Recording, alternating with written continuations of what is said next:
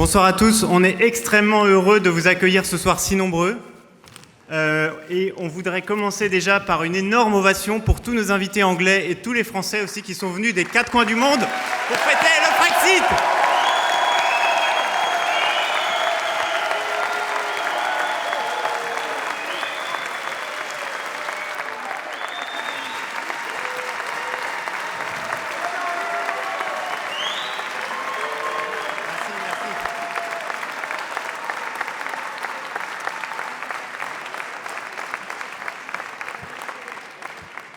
Donc nous avons le privilège d'avoir ce soir parmi nous un certain nombre de personnalités politiques anglaises. Donc nous avons des anciens ministres, nous avons des députés, nous avons d'autres personnalités. Je vois Lucie Harris.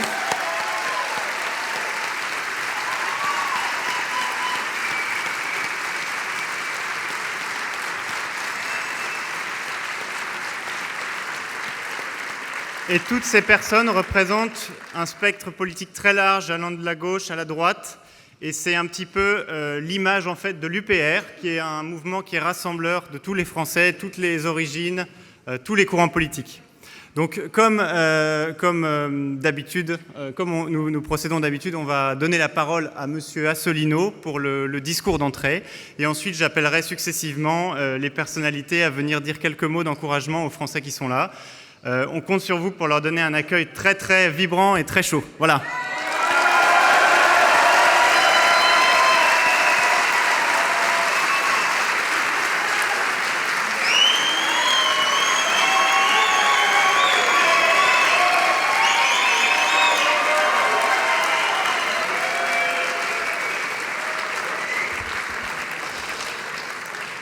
Merci à toutes et à tous d'être venus. Je voudrais remercier en effet messieurs les ministres, messieurs les députés, messieurs les syndicalistes britanniques qui ont la gentillesse de venir nous accueillir ce soir dans cet endroit historique du Church House Westminster. Je voudrais également remercier toutes celles et tous ceux d'entre vous qui sont venus de toute la France, mais aussi de l'outre-mer. Je crois qu'il y en a qui sont venus de Nouvelle-Calédonie à l'autre bout du monde.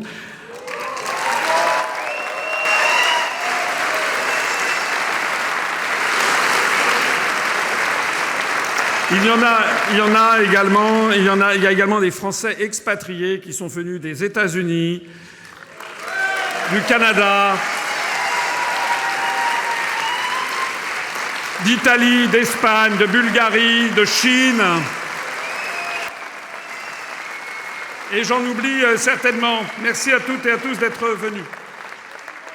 Lorsque j'avais décidé de créer cet événement, le 29 mars, c'était il y a plusieurs mois. Nous avions loué ce magnifique bâtiment il y a plusieurs mois parce que nous espérions que le 29 mars à 23h, ce serait le jour du Brexit et que pour la première fois, un grand peuple d'Europe, et pas n'importe quel peuple, le peuple qui a été l'inventeur des libertés individuelles en Europe occidentale depuis plus de 8 siècles, que ce grand peuple allait sortir enfin de l'Union européenne et nous montrer la voie. Et puis malheureusement, malheureusement, le Brexit a été reporté, si je comprends bien, au moins au 12 avril. Nous sommes venus donc ici non plus pour célébrer une victoire, mais pour partager un combat politique avec nos amis britanniques Brexiters.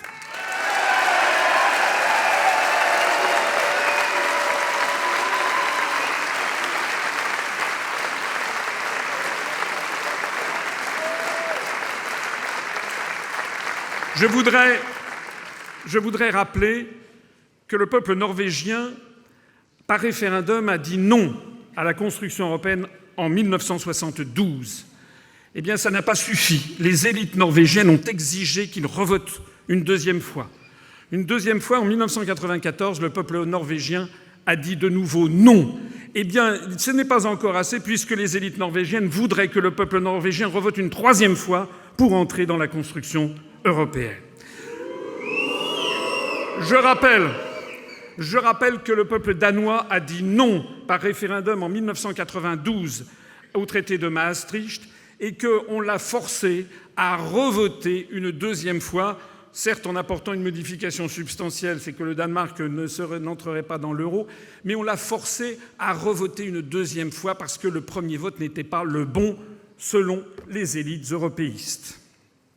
Je rappelle qu'en Irlande, le peuple irlandais a voté non au traité de Nice par référendum en 2001 et que néanmoins on lui a imposé ce traité, une violation de la souveraineté du peuple irlandais. Je rappelle que le même peuple irlandais a voté non au traité de Lisbonne en 2008 par référendum.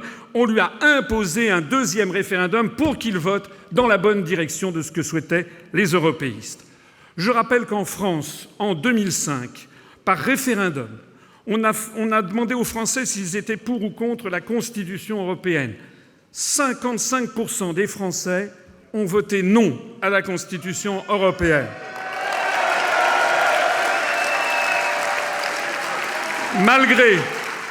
Malgré cela, pendant 2 ans et demi, les européistes ont fait le gros dos. Et puis, 2 ans et demi après, on nous a imposé le traité de Lisbonne qui reprend 99,9% du texte de la Constitution européenne, et ceci a été fait dans le dos des Français par les parlementaires. Je rappelle que les Pays-Bas, juste après, 3 jours après, ont voté non à la Constitution européenne. Ils ont subi le même sort que les Français. Leur référendum a été violé, comme en France. Je rappelle qu'en Grèce, en 2015, par référendum, le peuple grec a dit non aux injonctions de la Troïka. Il y a eu violation du référendum du peuple grec en 2015. Je rappelle qu'aux Pays-Bas, en 2016, il y a eu un référendum sur l'accord d'association entre l'Union européenne et l'Ukraine. Les Néerlandais ont voté non à ce référendum. Il y a eu aussi une violation du référendum des Pays-Bas en 2016. C'est-à-dire qu'en fait, l'histoire des référendums dans un grand nombre de pays d'Europe est en fait une histoire de viol continu de la démocratie. Et je rappelle, on est là pour ça, qu'en juin 2016, 52% des Britanniques ont voté non, ont voté pour le Brexit, ont voté non au maintien dans l'Union européenne, ont voté en faveur du Brexit. 2 ans et 9 mois après, ils n'ont toujours pas obtenu ce pourquoi ils ont voté. Nous considérons ceci comme un scandale démocratique.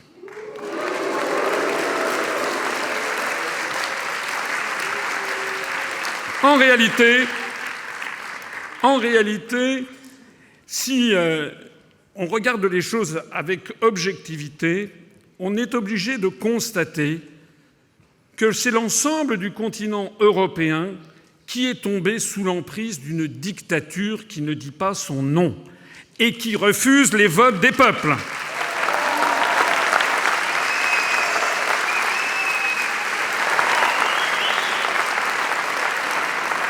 Dans les grands médias français, il n'y a pas de mots assez durs contre le peuple britannique, contre les 17 400 000 Britanniques qui ont voté pour le Brexit. Dans tous les grands médias européens, et en particulier dans les médias français, on présente les Brexiteurs comme des dingues, comme des fous, comme des gens qui ne savaient pas ce qu'ils voulaient, et on commence à dire qu'il faudrait un deuxième référendum parce qu'en fait les Britanniques auraient mal voté. On constate en fait une propagande abjecte contre les Britanniques, exactement comparable en définitive à cet ouvrage que j'ai apporté avec moi, qui est un ouvrage qui s'appelle « L'Angleterre contre l'Europe », préfacé par Marcel Déat. Et cet ouvrage qui est publié en 1941, qui expliquait que l'Angleterre était l'empêcheuse de tourner en rond pour avoir, en fait, une Europe nouvelle, une Union européenne nationale-socialiste, et donc l'Angleterre refusait cette mainmise de l'Allemagne sur le continent européen. Eh bien maintenant, nous en sommes à peu près arrivés au même moment, puisque, en définitive, ceux qui veulent décider de l'avenir du Royaume-Uni, c'est M. Macron, dont je rappelle qu'il n'a pas...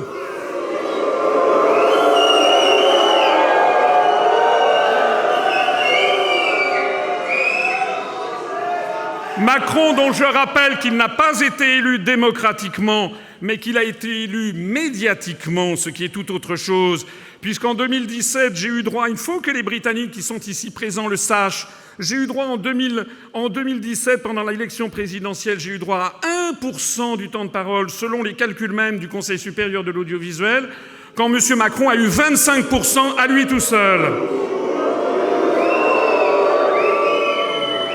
L'Union européenne est tombée dans les mains d'une camarilla qui va de Macron à Madame Merkel, en passant par Monsieur Selmayr, qui est le directeur général de la Commission européenne, que le très grand public ne connaît absolument pas, et qui dirige d'une main de fer ce qui ressemble de plus en plus furieusement à une espèce de quatrième Reich.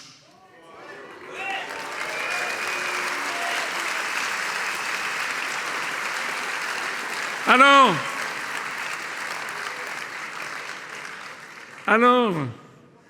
je ne voudrais pas que les personnes ici présentes, que les Britanniques pensent ce que je crois qu'ils croient, pensent que les Français seraient tous pour l'Union européenne. Je crois qu'au Royaume-Uni, on dit beaucoup que l'Union européenne serait une construction française.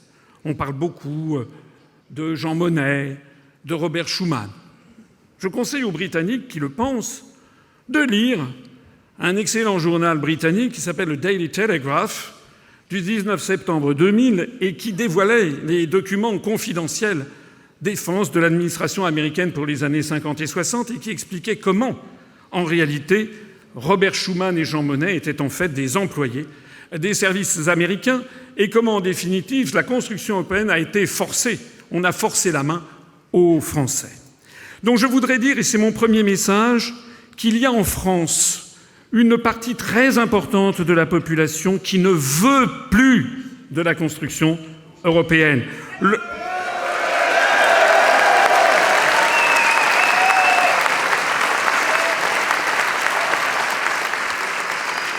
Il y a le parti politique que j'ai créé il y a 12 ans, sans aucun soutien médiatique, sans aucun soutien financier, sans aucun soutien politique. C'est aujourd'hui. Sur Internet, nous sommes au premier rang des sites politiques français les plus consultés sur Internet.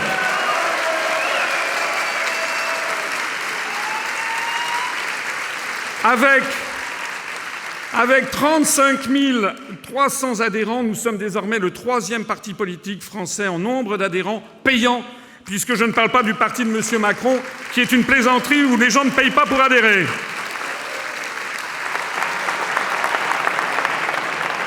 Notre mouvement politique est en plein essor, mais cet essor est bridé. Et il faut le dire ici, au Royaume-Uni, le pays des libertés individuelles, parce qu'en France, il n'y a aucun journal, aucune chaîne de télévision, aucune chaîne de radio, aucun magazine qui disent autre chose que le fait qu'il faut construire l'Europe. La scène politique française est complètement verrouillée, et j'en sais quelque chose, puisque je suis tête de liste pour les élections européennes, et que France 2, la grande chaîne de télévision publique, a décidé d'organiser le 4 avril prochain un grand débat avec les têtes de liste pour les élections européennes, mais la seule tête de liste qui propose de sortir de l'Union européenne est interdite de débat. Voilà, messieurs les Britanniques, la situation dans laquelle nous sommes. La deuxième chose, le deuxième message que je voudrais dire, c'est que le vote de juin 2016 a résonné à nos oreilles en France comme un formidable espoir pour le peuple français.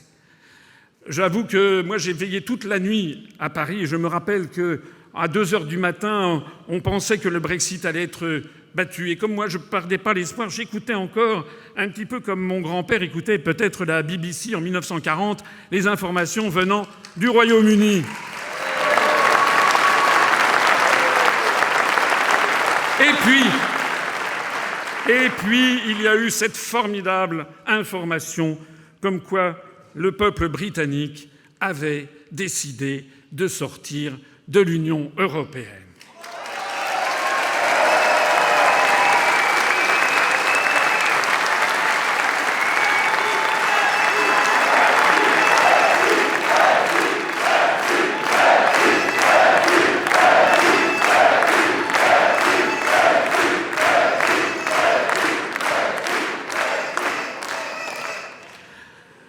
Ce grand peuple britannique a accueilli Charles de Gaulle en 1940, tout le monde le sait. Le 31 décembre 1941, Charles de Gaulle écrivait une lettre à Winston Churchill. Et De Gaulle a écrit cette très belle phrase. « Du fond de son malheur, la vieille France espère d'abord dans la vieille Angleterre. »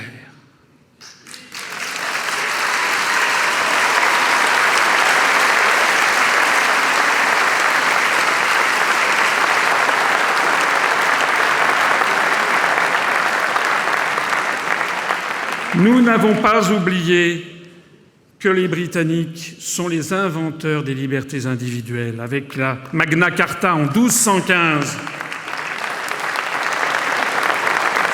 Les Britanniques sont les inventeurs de la monarchie parlementaire. Ils ont notamment en 1641, avec la grande remontrance, ils ont demandé au roi de se défaire de tous les complots et de tous des complots venant du continent. Il s'agissait de complots papistes à l'époque pour assurer la liberté et respecter la volonté du peuple, la grande remontrance de 1641. Nous n'avons pas oublié que les Britanniques ont inventé la monarchie parlementaire, qu'ils ont inventé également les syndicats, les trade unions, au XIXe siècle. Nous n'avons pas oublié que les Britanniques ont été nos frères d'armes entre 1914 et 1918 et que beaucoup sont morts sur le sol de France, qu'ils reposent en paix.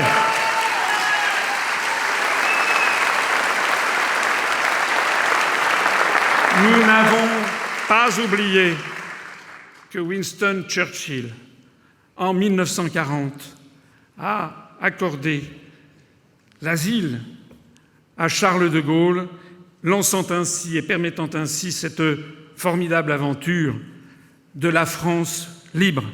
Ici,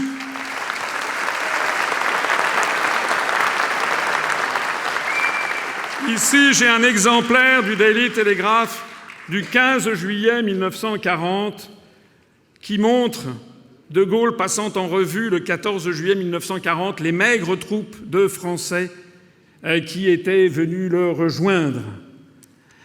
Sur cette page de une du Daily Telegraph, il y a également ces forts propos de Winston Churchill qui disait « We seek no terms and ask no mercy ». Il disait que le peuple britannique se battrait jusqu'au bout pour assurer la liberté des Britanniques, et il disait « London in ruins, better than enslavement ».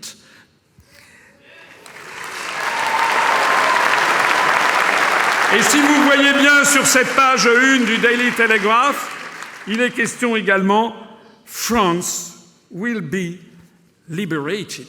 La France sera libérée. C'est ce que nos amis britanniques nous disaient en juillet 1940. Alors, je suis heureux de vous accueillir ici. En fait, je vais vous le dire, c'est le plus grand rassemblement politique français avec des Français venus de France qui se soit tenu au Royaume-Uni depuis 1940.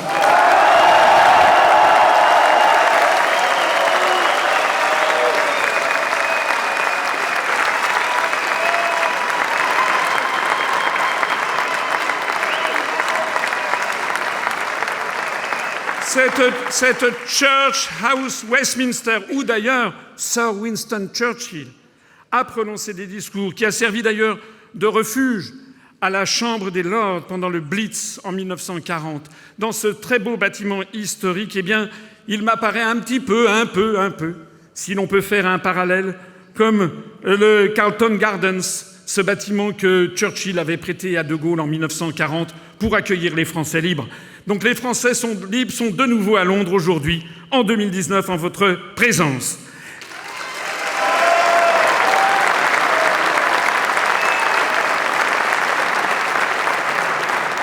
Et ce 29 mars 2019, nous aurions aimé que ce 29 mars 2019 soit le jour du Brexit. Nous espérons que ça sera le cas dans quelques jours, dans 12 jours encore à attendre, et d'un Brexit no deal, puisqu'il n'y a pas de raison d'avoir forcément un accord. Les Britanniques ont le droit inaliénable de sortir de l'Union européenne. Eh bien, nous ne pourrons pas fêter aujourd'hui le Brexit, mais j'espère que ce discours et cette réunion du 29 mars 2019 sera un peu pour l'histoire de l'UPR que nous sommes en train d'écrire ensemble. Ce sera un petit peu l'équivalent du discours du 18 juin 1940.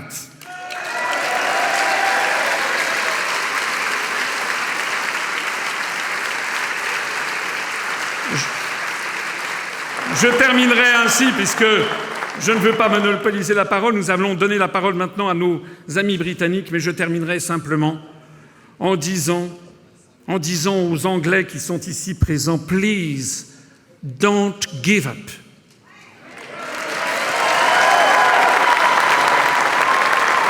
Please.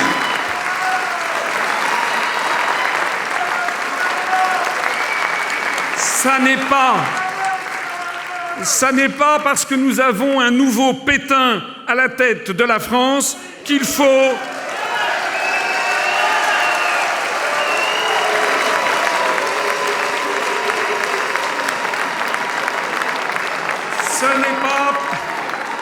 Ce n'est pas parce que nous avons un nouveau Pétain à la tête de la France que les Britanniques doivent se satisfaire d'avoir un nouveau Chamberlain au 10 Downing Street.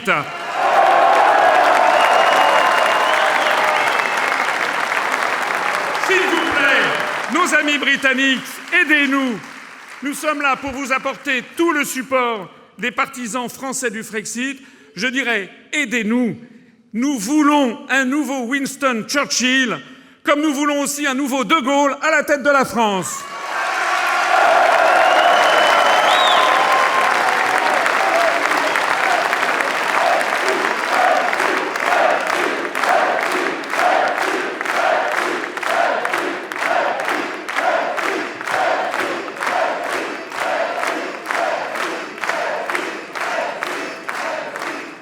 God save the Queen.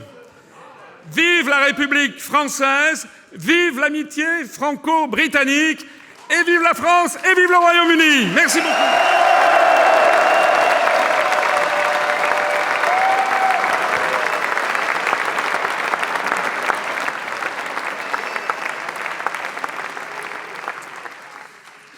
Alors nous allons maintenant avoir le plaisir d'accueillir Monsieur Brendan Chilton, qui est donc le chef du Labour Leave, qui est un collectif qui s'est battu pour le Brexit du côté travailliste. Et il est aussi conseiller Labour du Kent. Donc maintenant, please give a very warm welcome to Mr. Brendan Chilton.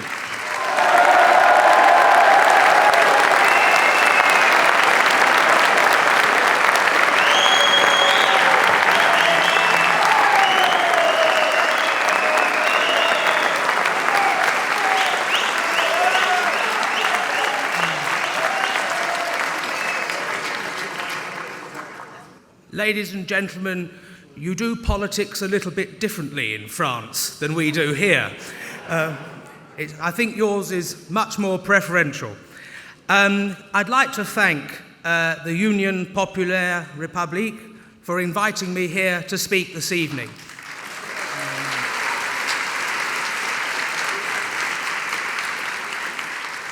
To be part of a historic and momentous meeting such as this is a great thrill and a great honour. And I know together we will achieve independence for France and Britain.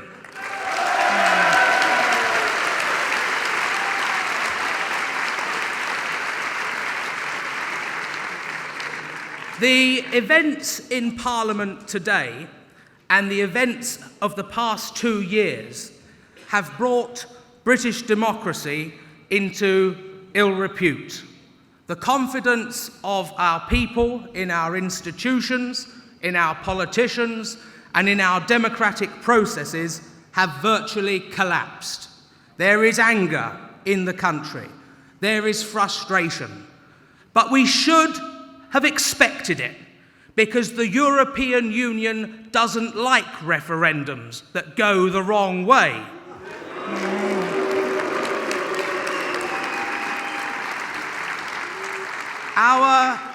The House of Commons was absolutely right to reject the Second Treaty of Versailles. A treaty where we pay £40 billion of reparations. A treaty that sees European courts still remain over our own, and where we are rule takers, where freedom of movement doesn't end. That is not Brexit. That is a vassal state, and we will not have it.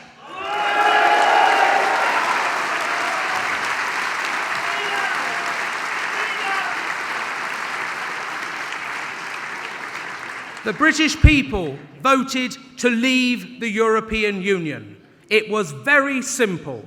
We leave the single market.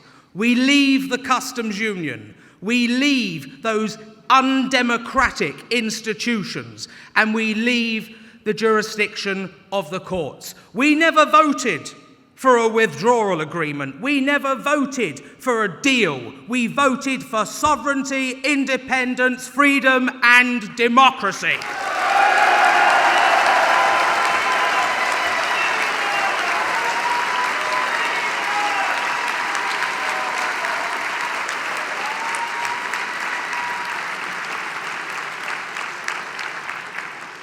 I come from the British Labour Party. We are currently in opposition.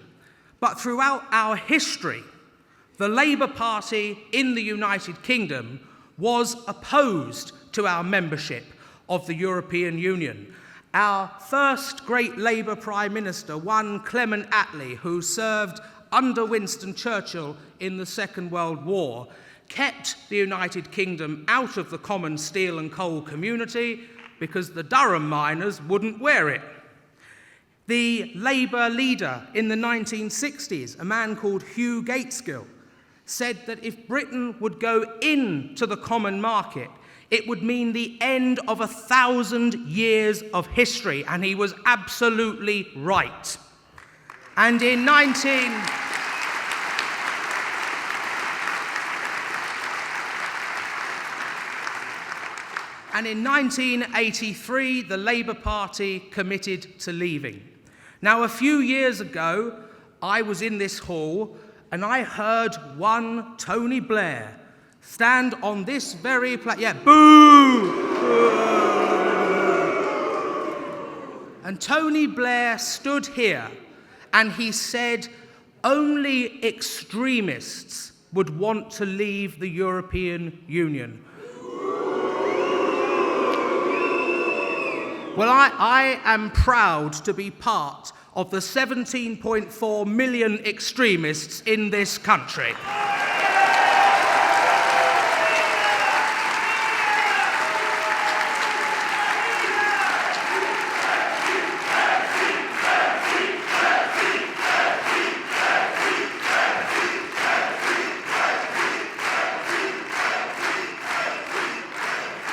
The Labour Party at the moment needs to realise something.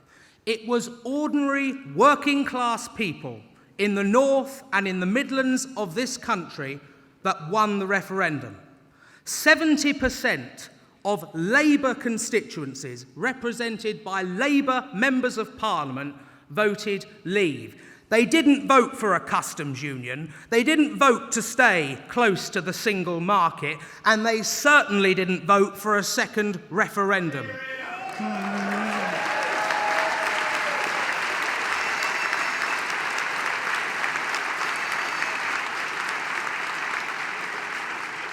The millions who voted to leave voted to re-engage with the old Commonwealth that stood by Britain and France for years and who we so shamefully abandoned when we went into the common market in the 1970s. Those poor and developing countries around the world who need our trade and who need our support are restricted by European tariffs that keep their goods down and ours up. That is not internationalism, it's Euro-jingoism.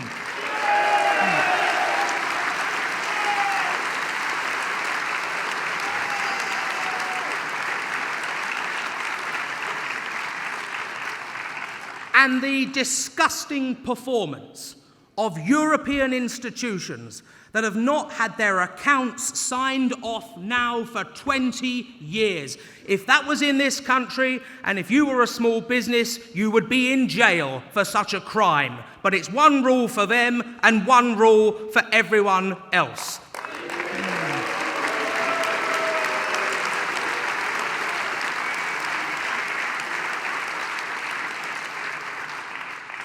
The House of Commons, on many, many occasions, has stood as a beacon of freedom and hope to many enslaved peoples and those living under tyranny across the world. But the House of Commons no longer represents the nation which it hosts.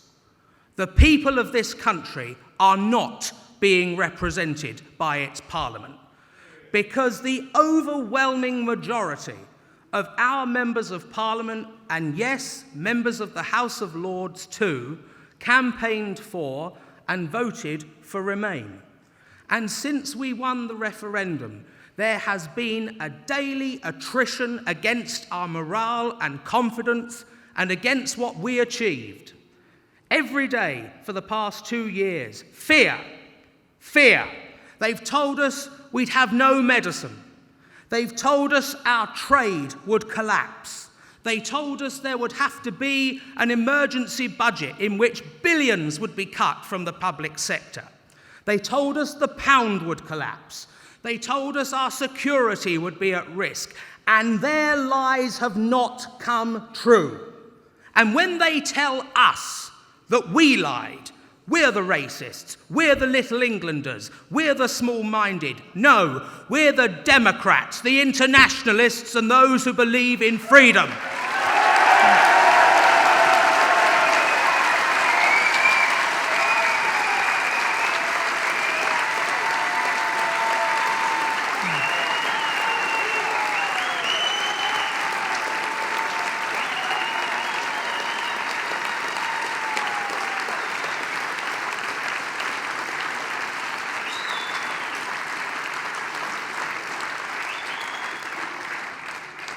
My friend today, Paul Embry, a fire brigade trade union official, spoke at the big rally in Parliament Square.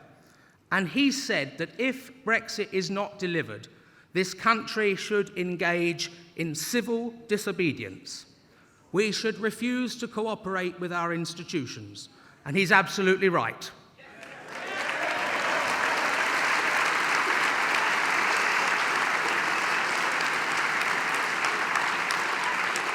For 400 years ago, this country had a civil war to remove an autocratic, divine ruling king. But a parliament that is just as autocratic is more obnoxious than an autocratic king, because it claims to represent the people, which is something a king would never do. Parliament has to change. If it doesn't, I fear for the future of democracy in this country. Now, to conclude, we are not out of the European Union yet. Tonight should have been a celebration, but it's not. It's a rallying call. The forces of Remain, the anti-democratic forces, have assembled enormous funds and monies. They have a huge organisation and a vast reach, and a new party, the Independent Group. And their determination is to overturn the referendum and keep us in. And we are not going to let it happen. We are leaving the European Union.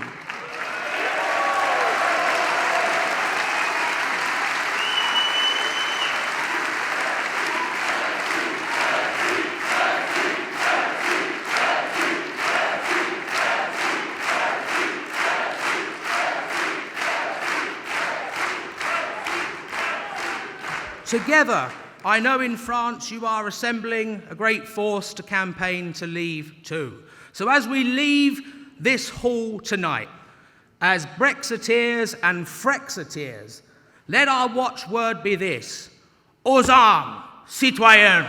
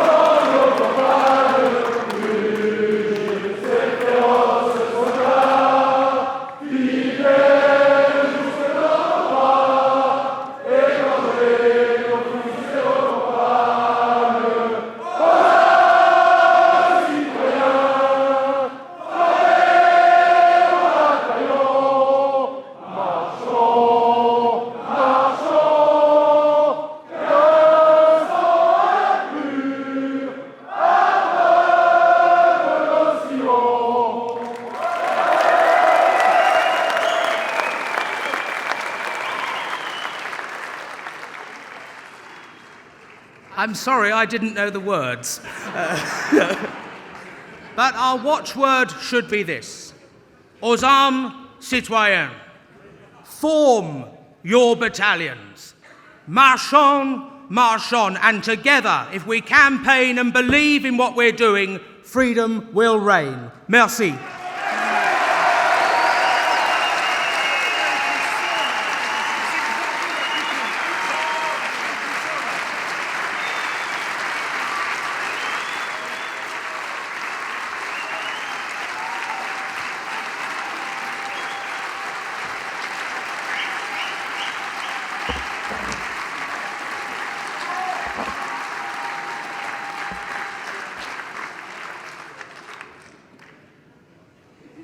Donc nous allons maintenant accueillir Monsieur David Heathcote Amory, qui est l'ex-directeur d'un groupe conservateur qui s'appelle l'ERG, ERG for European Research Group, et qui fait un travail énorme donc au Parlement et ailleurs pour promouvoir le Brexit, qui est aujourd'hui dirigé par Jacob Rees-Mogg.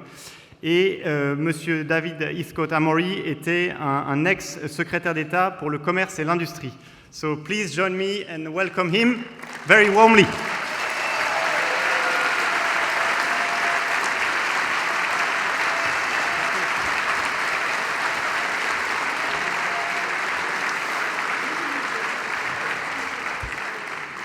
Thank you very much indeed. I am delighted to be here, and I wish the UPR every success in its historic mission to make France a free and independent country again.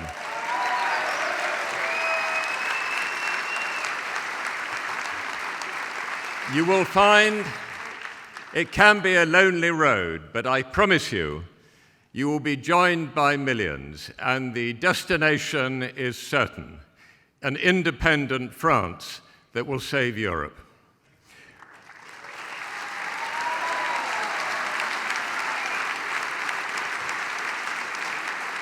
And I'm delighted to speak at this rally for another reason, because it shows that the brave decision of 17.4 million Britons, the highest vote ever, to vote for independence in 2016 was not an isolated eccentricity. It is instead part of a Europe-wide movement to re-establish democracy and self-government.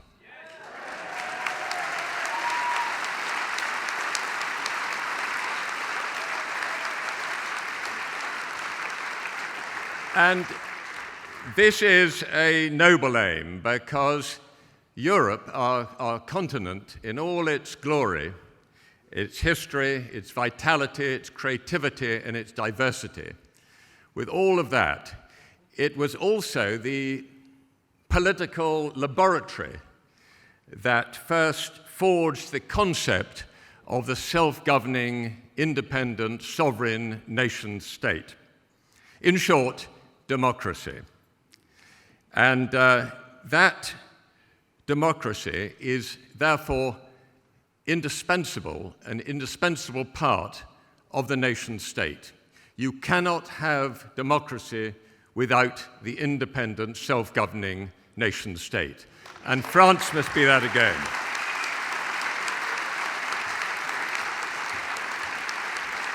And the achievement of Europe was that this idea spread throughout the world. It is the foundation of the Charter of the United Nations. It has been adopted all over the world. But extraordinarily, in Europe, we've gone in the opposite direction. We've given up the independent, self-governing nation-state, and instead we have dismantled it. And this has been tried in the past, as you know, in European history.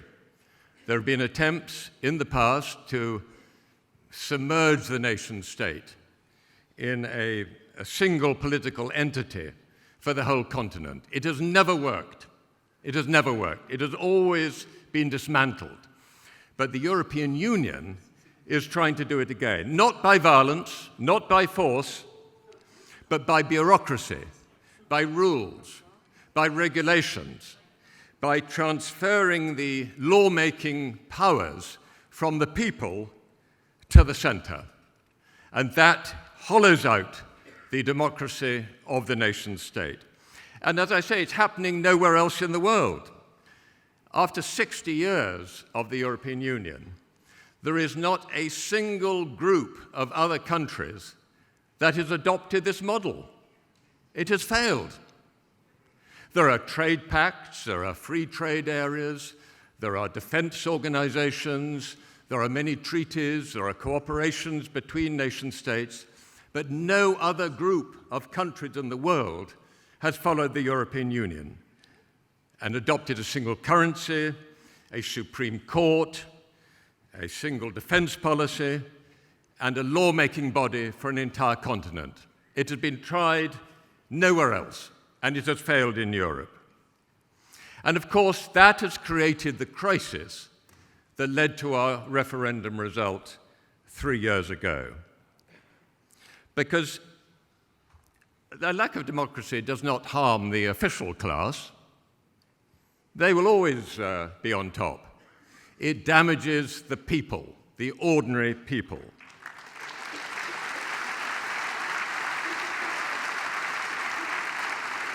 Because people need a sense of belonging, identity, security, and that is provided by the nation state. And if you take that away, they feel alienated, powerless, a feeling that nothing belongs anywhere.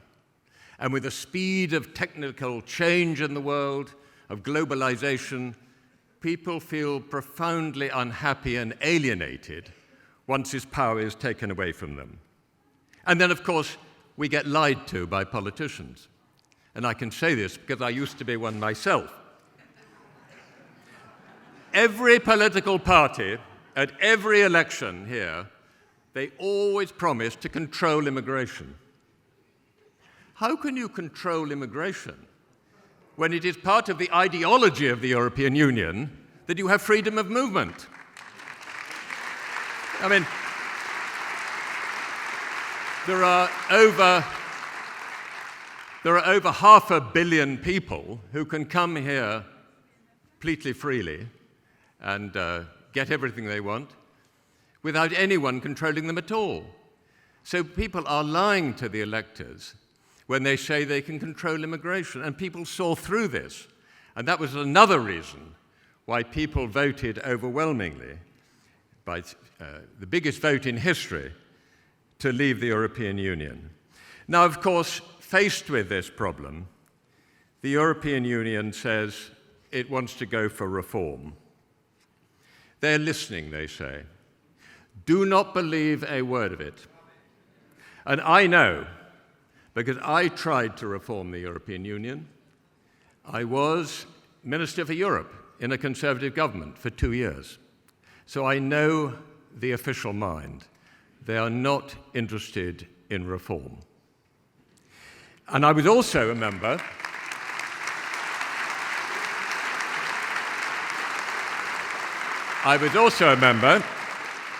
I have to admit, of the Convention on the Future of Europe. Do you remember that? Chaired by Valéry Giscard d'Estaing, ex-president of France. The convention, yes. The convention was told to reform Europe, to reactivate the democratic spirit. Its mandate was to make Europe less bureaucratic. It was told even to return some powers to member states.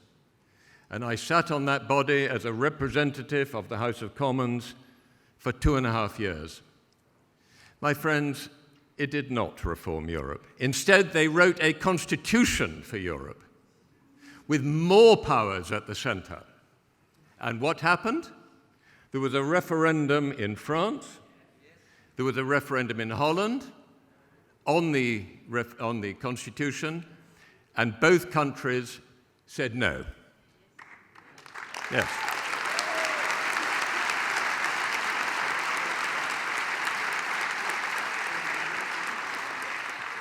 But what happened? The entire substance of the Constitution and the text was incorporated in the Treaty of Lisbon. They ignored the referendum results. They always do.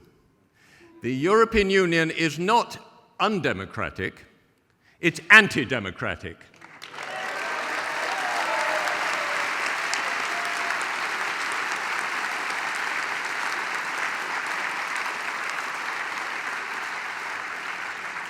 So the only solution is not reform, it's to leave the European Union.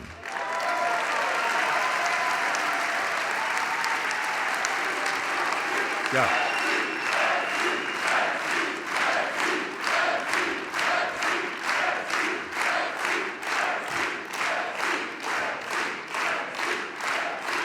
Quite right. So my considered verdict on the European Union, having been a minister, going over there every week, having been a member of the convention for 2.5 years, my considered view is that the European Union is remote, inefficient, old-fashioned, wasteful, self-interested, and anti-democratic.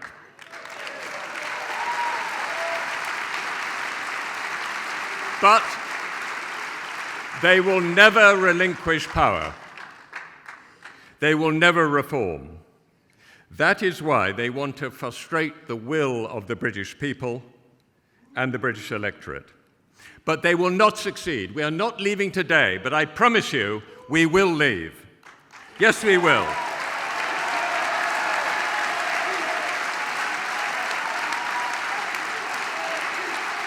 And we will leave, and you will leave. Yeah. Because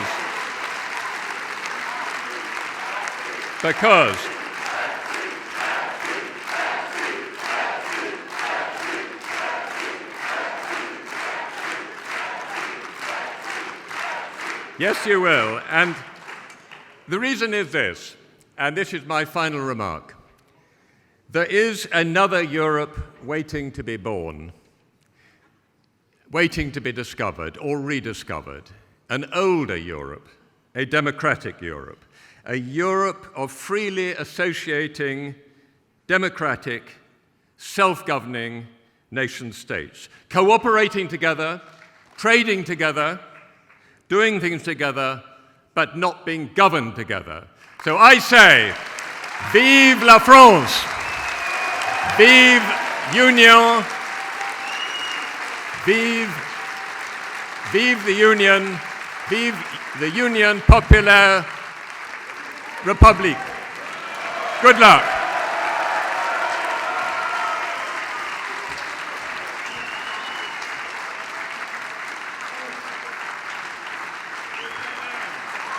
There's your man.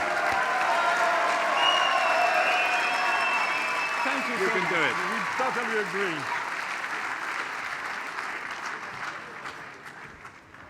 Un immense merci pour la qualité de ces interventions qui est vraiment très très brillante. Je vais maintenant appeler Monsieur Gysian Prince, qui est professeur émérite à la London School of Economics. Donc veuillez l'accueillir sur scène.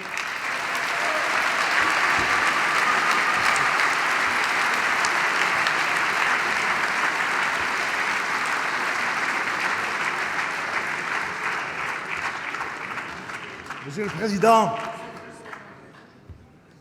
dear French friends, I am going to be very brief because I have a very simple message for you. You are more important to us, the Brexiteers, today than you can possibly imagine.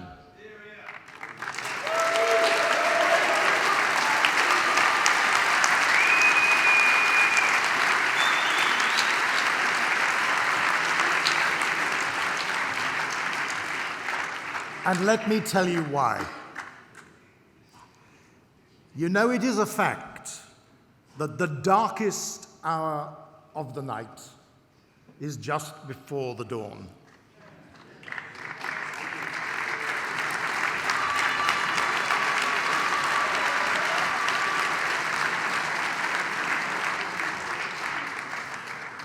And as my two brilliant predecessors have told you so eloquently, that dawn is coming.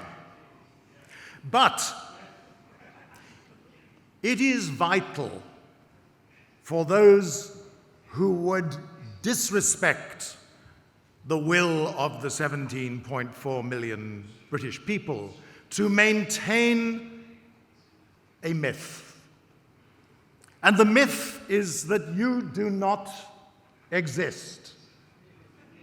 That La France profonde is not to be understood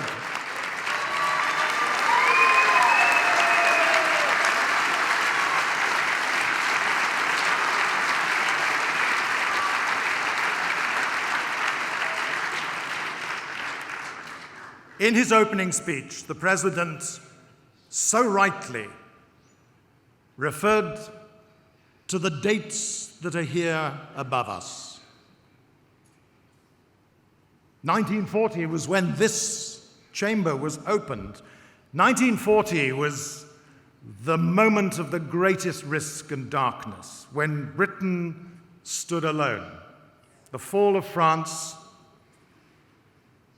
In my own life, on the 15th of May 1940, my late father, who was one of the founders of the resistance in the Netherlands, escaped to this country on the last fishing boat to get across the North Sea. That's one of the reasons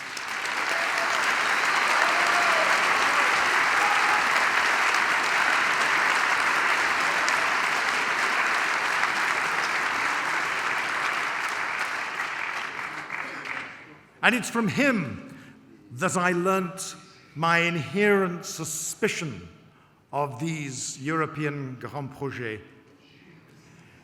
He was adamantly opposed to British membership of the European community. I voted against it when we were last given the chance, all those years ago.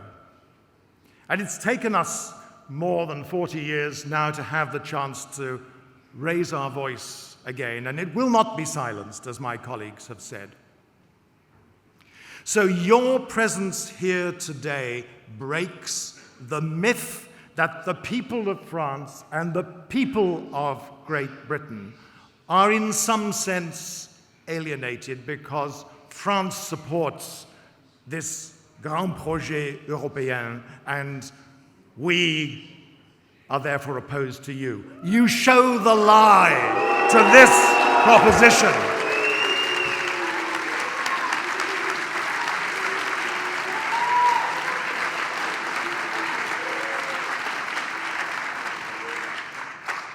And you and your flags were in the square today, and you were before the television cameras. And for myself and for all my fellow British Brexiteers, we thank you from the bottom of our hearts that you have come to be with us today.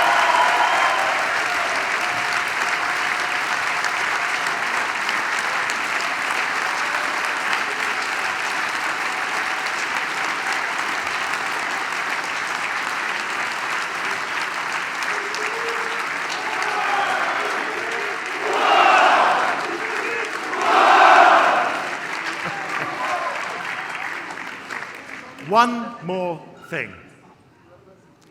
Why is it that they hate us so much? It is because the European project to which they are so attached, Mr. Selmayr and his cohorts, is in the last stages of the zone of its own collapse.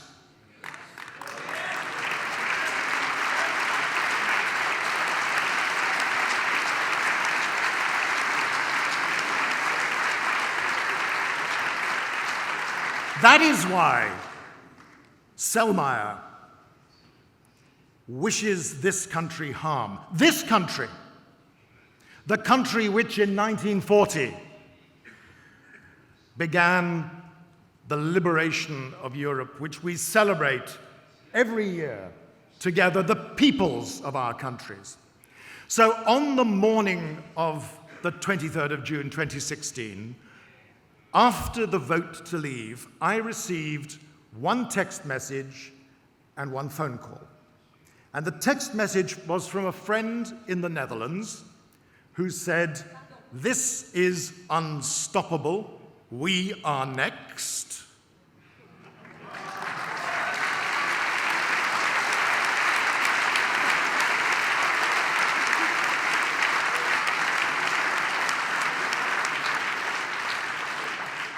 And the phone call was from a friend who teaches at the École Spéciale Militaire Saint-Cyr the next morning to ask whether, having retired from one university chair, I would like to take another job, which I have the honor now to have as the visiting professor at Saint-Cyr, for this reason, as he put it to me.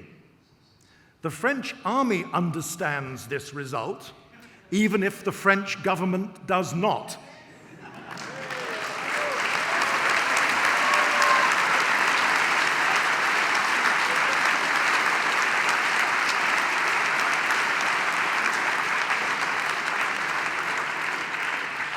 And so, my friends, we will march together, the peoples will march together into a Europe which will reconstruct itself on firm basis, upon a rock, not upon sand. That is our future.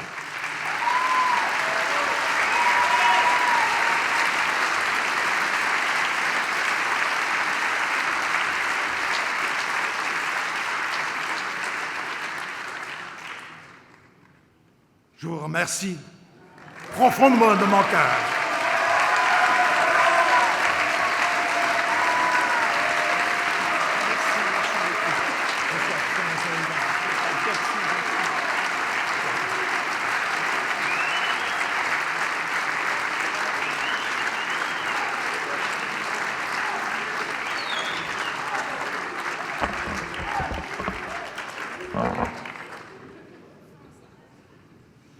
Alors juste un petit point logistique, il nous reste à peu près 1 heure avant de bouger vers les salles annexes où le dîner sera servi, donc ce sera une sorte de buffet chaud avec des ramequins chauds qui vous seront servis. Donc on va essayer de faire passer encore quelques interlocuteurs d'ici là. Et je vais appeler la prochaine personne qui est Lord Hamilton of Epsom et qui est l'ex-ministre d'État des Forces armées. Donc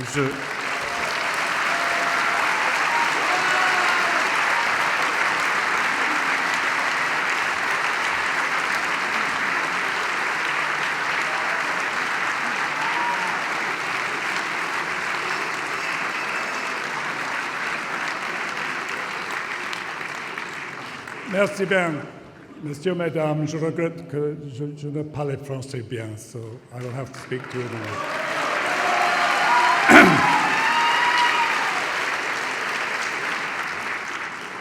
It's very sad that I don't speak French better because I love your country, and I had many French acquaintances in my youth who improved my French, but that was all now a very long time ago. I sit in our House of Lords, where probably about 95% of the members are all Remainers. We are an isolated minority, those of us who speak about leaving the EU. They were traumatized when the referendum result came through. And they are rather unique because we are all appointed. None of us have been elected to the House of Lords by a popular mandate. So to hear my colleagues in the House of Lords going around saying, oh, these people, they got it all wrong, they didn't understand the issues, and so forth, is really pretty depressing and hasn't done our House any good either. But I would like to just dwell with you on how you move from here to having a referendum in France. There are, I think, lessons that can be learned from what happened in the United Kingdom. As usual, the elites do not like referendum.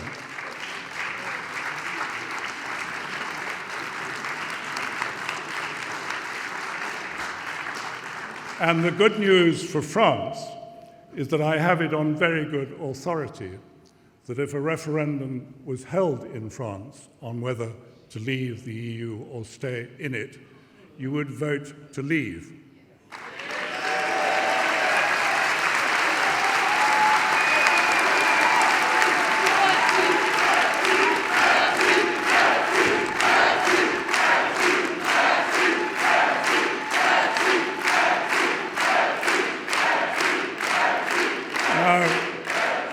You may ask, on what authority do I have that information? It came from your President Macron, who I think about a year ago now said that if a referendum was held in France, France would vote to leave. And of course what that means is I will not hold a referendum. So the question you have to ask yourselves is how do you get from where you are today to holding a referendum in France which you will win? And there are a few lessons here from the United Kingdom. David Cameron was our Prime Minister, and he came under enormous threat from Nigel Farage, who was at that stage leading the UKIP party. And many of his members of parliament came to him and said, if we don't promise a referendum in our manifesto, we are all going to lose our seats. So under that pressure, David Cameron gave way, very reluctantly, I think, and he put the commitment to a referendum in our manifesto. I actually think at the time, he was in coalition with the Liberal Democrats, and I don't think he ever dreamt that he was going to get an overall majority in the election. I think he thought he was going to go back into coalition with the Liberal Democrats. He would say to their leader, Nick Clegg, let's go back into another coalition, and will you make it one of your conditions that we do not hold this referendum to which we're committed in our manifesto. So what you've got to do, and bear in mind that under our first-past-the-post system, UKIP has never won a single seat in Parliament in an election. One or two people have gone over, but nobody has actually ever won an election in a general election for UKIP. So they had massive influence over what happened in this country as a small party operating on the basis that the United Kingdom wanted to leave the EU. So just put that into your minds as to how you move from here. You've got to get yourselves into a position where you are a threat to the major parties. And then when it comes to the election, to the referendum, you will find at that stage that the establishment wheels out the most amazing statistics you have ever heard in the whole of your life. We were told that unemployment on the day, practically a few days after we left the EU, would go up by 500,000 people. Actually, unemployment has come down since then by 750,000.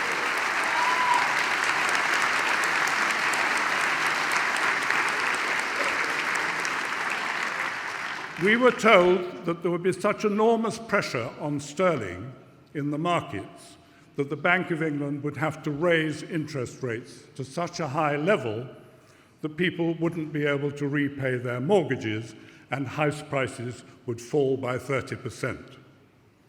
What actually happened is the Bank of England lowered the interest rate, and house prices have continued to go up ever since referendum day.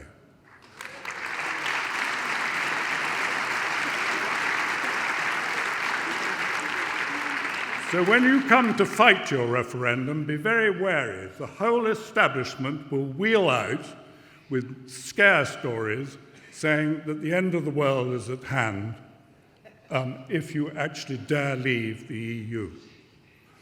The problem that the Remain campaign had is they could not create a good narrative for staying in the EU. So therefore they had to resort to scare tactics to say how awful it would be if we came out. And they did not happen. Then your troubles are only half over when you've won the referendum, because you then have to negotiate with the EU. And it's a very good idea at that stage if the negotiations are not led by Theresa May.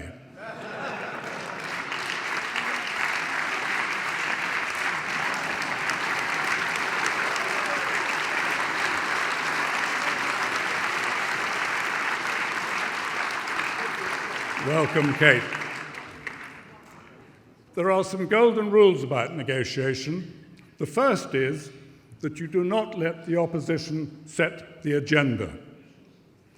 And you do not start discussing how much money you're going to pay to the EU before you've decided what the terms are under which you're leaving. And you have to be very, very tough and be prepared to walk away if you think that the demands being made of you are unreasonable. She has done none of those things, and that is one of the reasons why we're in the mess that we are today. But bear in mind, if your president thinks that the majority of the French people want to leave the EU, it must be only a matter of time before that happens.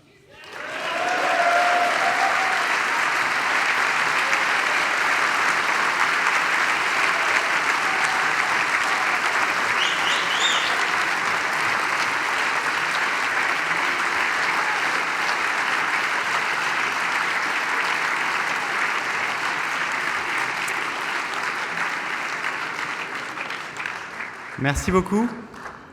Je vais maintenant appeler Alexander Dean, qui est écrivain, commentateur politique et consultant, et qui était l'ex-chef de cabinet de David Cameron. Welcome.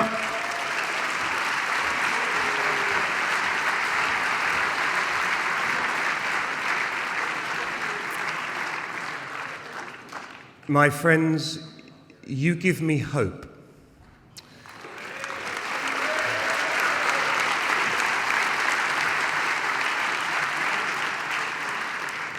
You give me hope because you came for a party.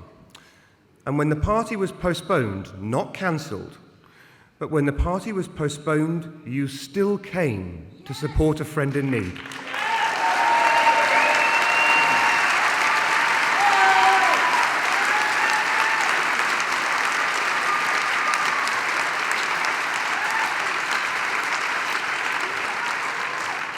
I was lucky enough to lead the Grassroots Out Coalition, a campaign to leave the EU in this country. And I also, with my friend Jeremy Hosking, founded Brexit Express, which you may have seen the posters, gave us the slogan up and down this country, love Europe, just not the EU.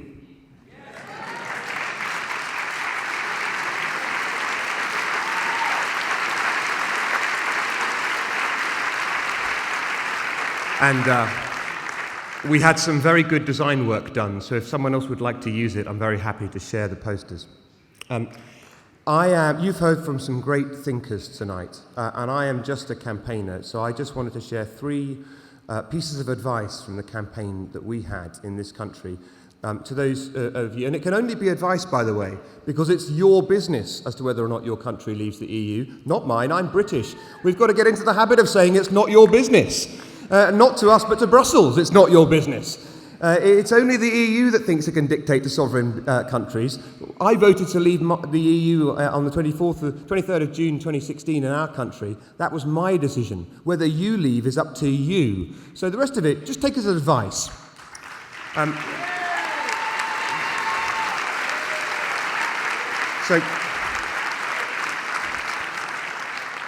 So three pieces of advice from the Brexit battlefield. The first piece of advice is this. You start from a great position if you wish to leave the EU. When Euroscepticism in our country began, when we saw the true nature of the European Union, I promise you, and some of the forebears of our movement are here with us in this room tonight, I promise you it was a far smaller group than you have assembled here in another country today. We were a totally fringe movement. We were told we were crackpots and we were on the edge of things. We would never get our way. And instead, a majority of people voted to leave the European Union in our country. So take hope. Take hope and have courage, because we started from a worse position than you and we won our referendum.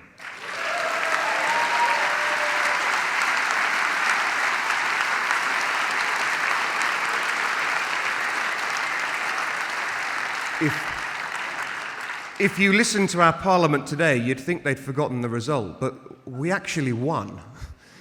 Second piece of advice, if you do get your referendum, and if you do win that referendum to leave the EU, do not stop campaigning.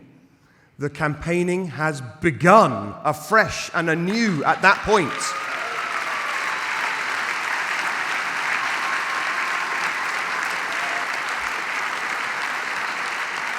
And if you think you have seen dirty tricks from the establishment when you have the referendum, wait until you've won it to see what they're capable of next.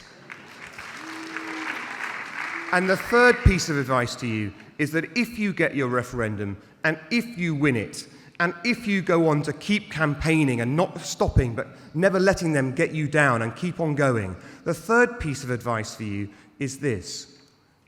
Don't negotiate, just get out.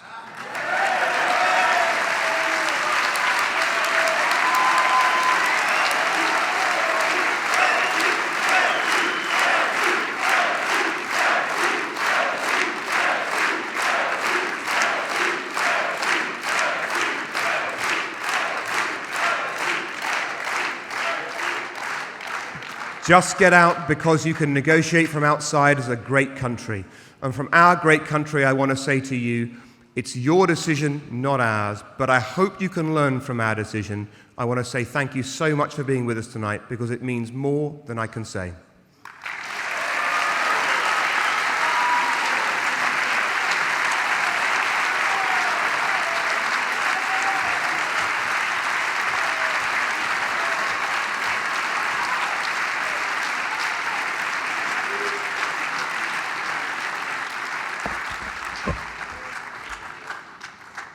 Nous avons encore beaucoup d'invités à faire passer, donc je vais appeler maintenant Kate Hoey, qui est députée travailliste pour la circonscription du Vauxhall et qui est ancienne ministre des Sports.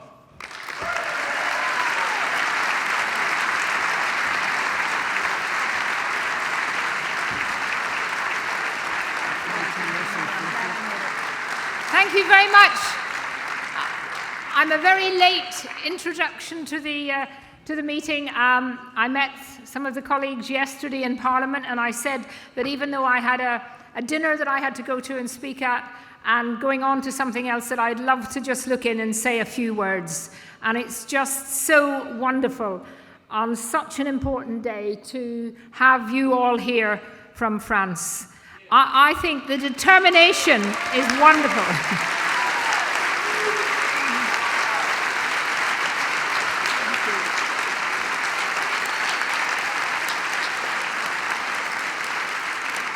Now, I know that some of you will have been at the Leave Means Leave rally this afternoon, which I spoke at, and it was a wonderful atmosphere. I mean, the Remain people, the people who want to betray the referendum and betray the people's vote, had a sort of boring march the other week. They talked about having 1 million people there. I think there were around about maybe 300,000. Well, I've been on 2 bigger marches, the Countryside Alliance March and the Anti-Iraq War March. So they've got nothing in comparison to what we did. But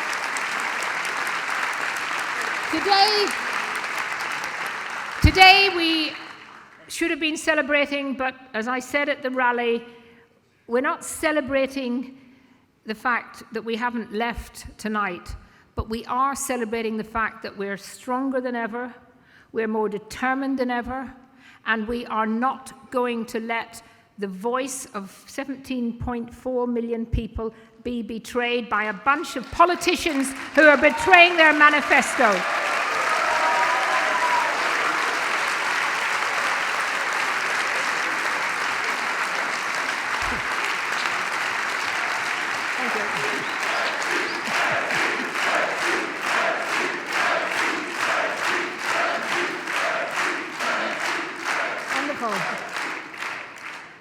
You know, if we end up having to have another referendum, and I will do everything I can to stop it, we want you to come over, because you're at No, I mean, I just want to say a few words. I remember I was elected to the British Parliament, the UK Parliament, 30 years ago this coming June, 1989. And I remember I came in, I voted against joining the common market or staying in it. We didn't get a vote to join. They didn't ask us. They joined, and then they asked us 2 years later, do you want to stay? And of course, a lot of people said, oh, well, we've hardly been in. We'd better be, you know, British people are very polite. And they thought, well, we've only been in 2 years. We better not vote to leave already. So we ended up staying, and I came in determined that I was going to work towards getting us out of the EU. And I have to be absolutely honest. It's been quite a miserable, sort of soul-destroying time for many, many years. None of us really thought that we would ever get the referendum. There was the referendum campaign, and we worked very hard, but we really didn't think we would get it. And when we got it, of course, the establishment and the elite and all those people who think that they're better off in the EU, because they are better off personally in the EU, many of them, they just assumed they were going to win. But if I had said to you, if I had been talking here even 8 years ago and thought then that we had a chance of, in 2016, having that referendum and winning, I would not really have put a bet on it. I mind you, I'm not a betting person, but I wouldn't have put a bet on it. And I think for you, you know, people will say to you, oh, France could never, ever leave the EU.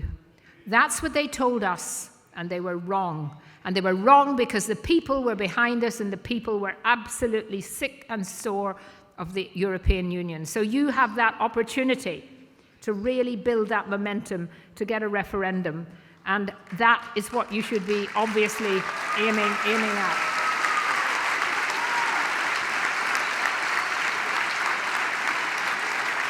Now, I know there are lots of speakers, and I just want to say one more thing, because I don't know whether it's been much mention of today in Parliament.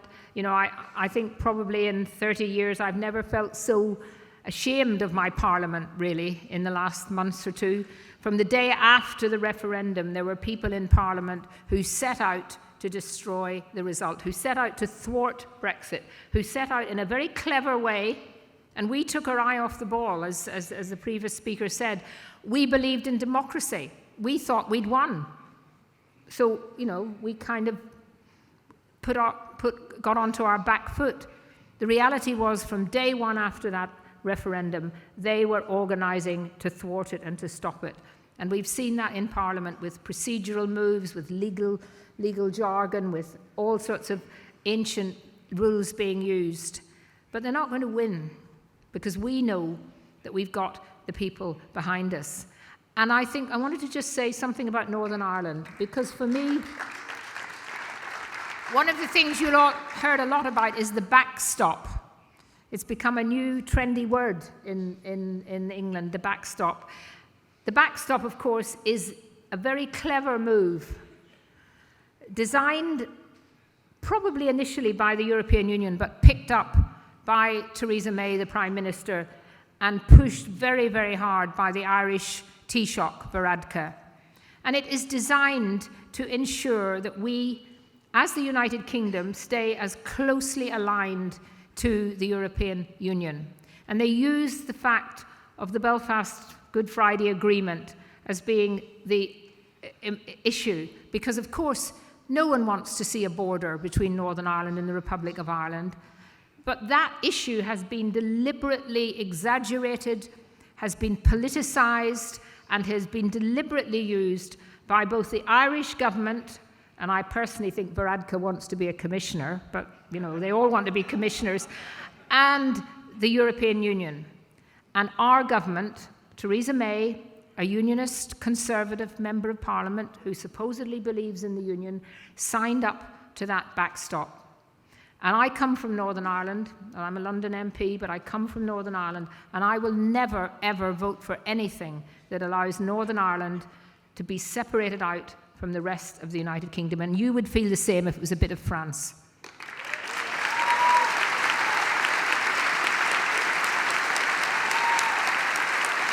So,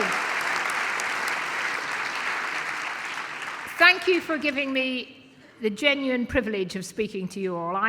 Today at that rally, I felt very humbled by people who had come from all over the country to be there. We thought we were there to celebrate, but you have come even though we're not celebrating. But we are more determined than ever. We are not going to give up. In fact, the fight back has started today. We will be leaving. I hope you can join us soon. Thank you.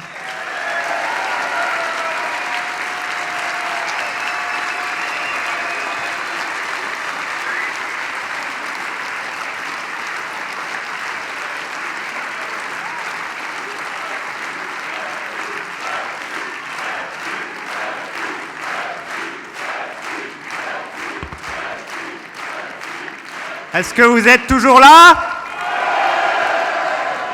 Pourquoi est-ce que vous êtes là?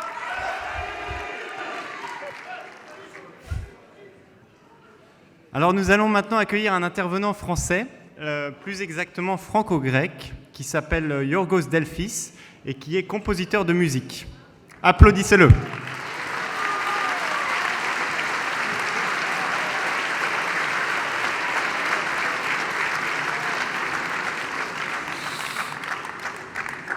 I want just to tell you one thing.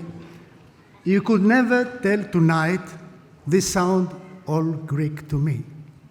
What I want to tell you.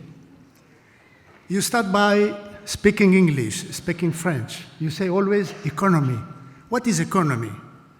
Money, profit, war. American says war is business.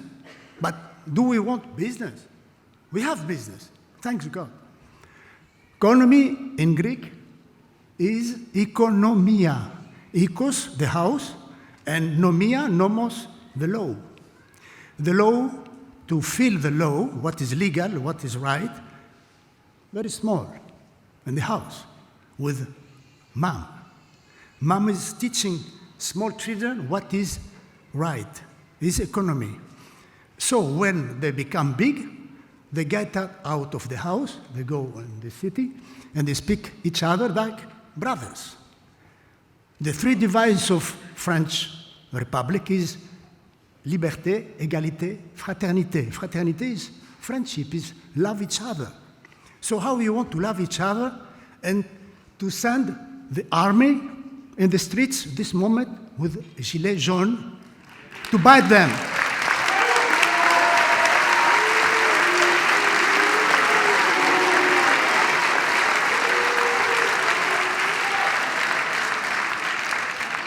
And all this thing is coming by pedia. Pedia is to teach the right things, the justice, what is doing. François Asselineau with explaining things. People, they want to hear, to learn something, they can learn. In Greece, we have Kazakis. Dimitris Kazakis is the same vision of politics, means to educate people how not to be in the propaganda, to be in the right. Not propaganda.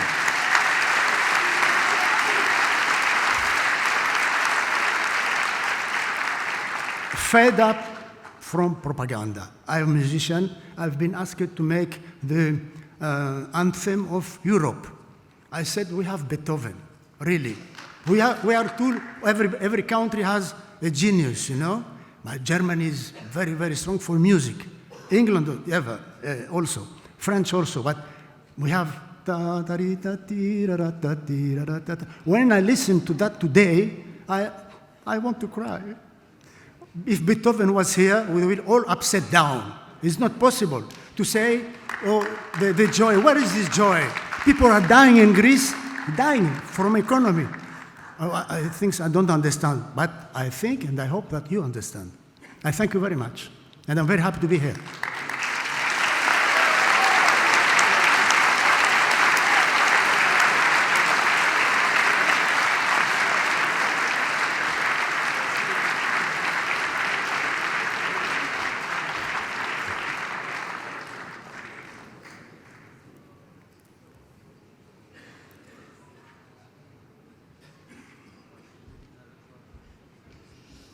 Merci beaucoup pour ce discours.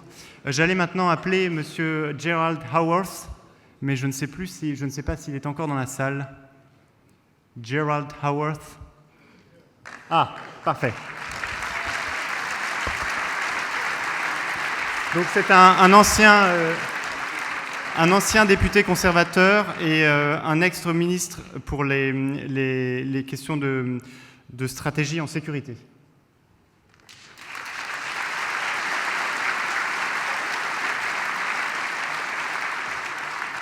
Et bonsoir tout le monde. Salut à tous les Français à Londres. Bienvenue.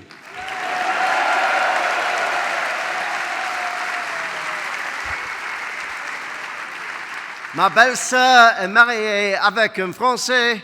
Ainsi, les Français sont part de notre famille en Angleterre.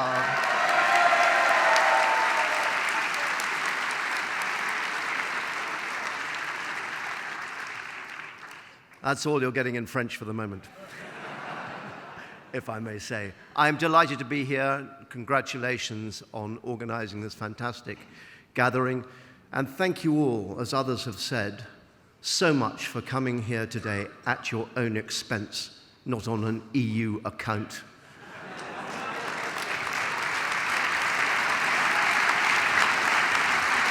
We are delighted.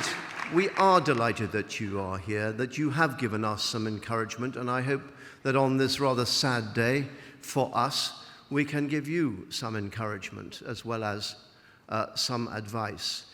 But I've just left Parliament 2 years ago, but 2 years ago we gave the British people an undertaking that the referendum result would be honoured by Parliament. It was not an advisory referendum. We would implement their decision.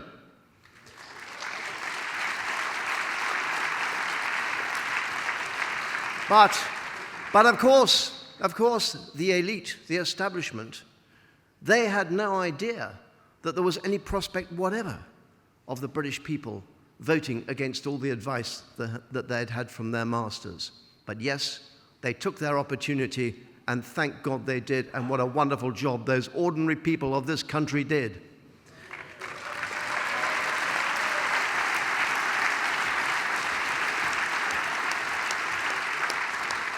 But the establishment did not forgive them. They have complete contempt for those who voted to leave, those 17.4 million people.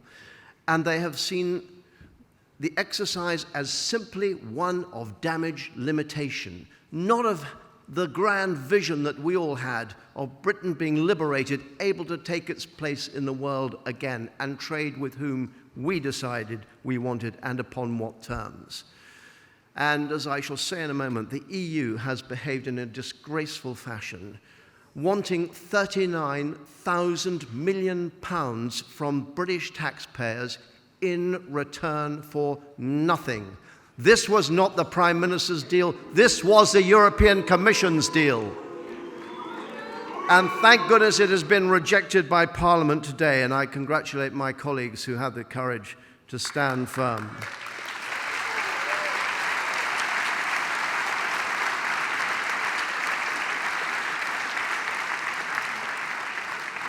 So what is our... We've had some messages of advice. Lord Hamilton is a seriously great man. Great to see you here, Archie. And he has given you some advice, and Alex has given you some advice as well.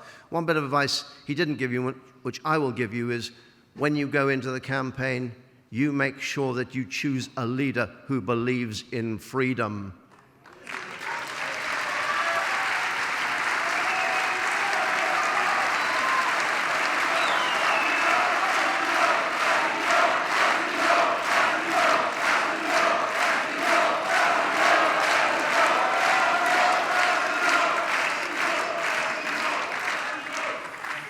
So I have 4 messages for you. The first is this, that the European Commission will stop at absolutely nothing. They will be completely implacable in pursuing the project. This is for them the beginning, the end of everything. They want to create a United States of Europe. Nice try. Why? Nice try. They're getting on with it. They have an anthem. They have a flag. They have a parliament.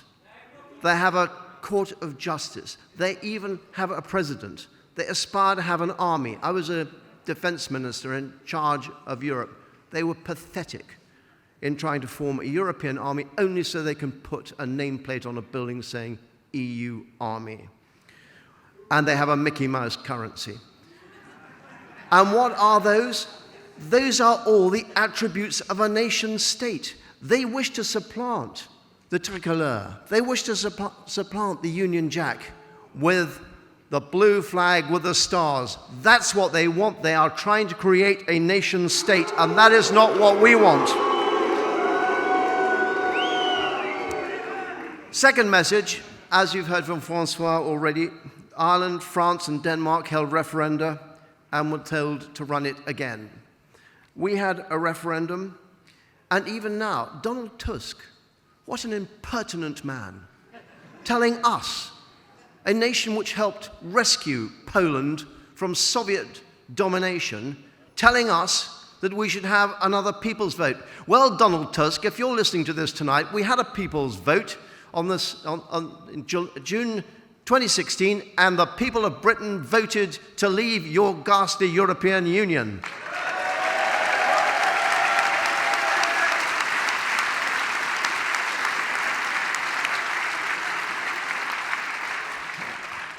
Your ingratitude is unappreciated in the United Kingdom, Mr. Tusk. And if you have reserved a place in hell for us, I can tell you we'll find somewhere even hotter for you.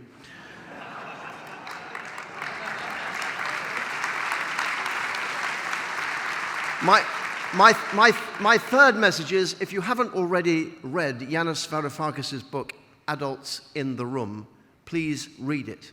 It is a very, very interesting, extremely well-written account of his determination to try to create a restructuring of Greek debt rather than continuing to roll it over. As he says in his book, Greece was in the debtor's prison. And despite his discussions with the European Central Bank, the IMF, the World Bank, before he became finance minister in 2015, they insisted that Greek debt be rolled over. Why? Because to have restructured Greek debt would have cost the German banks dearly. Greece has paid a massive price simply to keep the German banks solvent. I think that that is disgusting.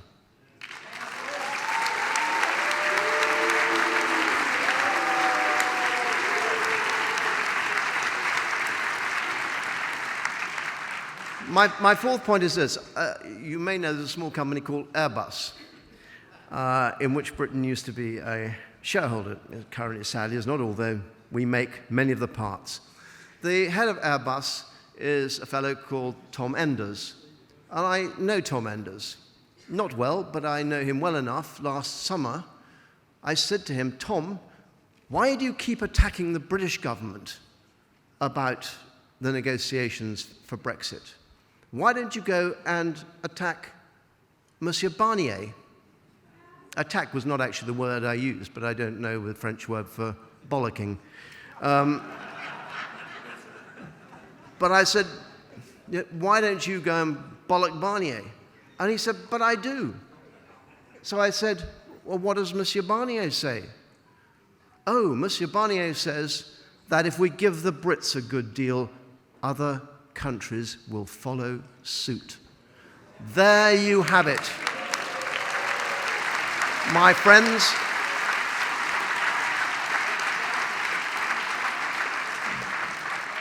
they are seeking to punish the United Kingdom simply to prevent other countries like France, like Italy, like the Netherlands, following our example and grasping the opportunity to free themselves from this 1950s sclerotic, defunct organization.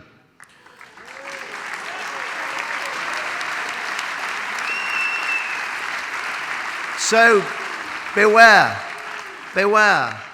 If you embark on this, Francois, they will want to punish you. We will be, at that stage, of course, a free country again, and we shall come to your aid as we did in 1940.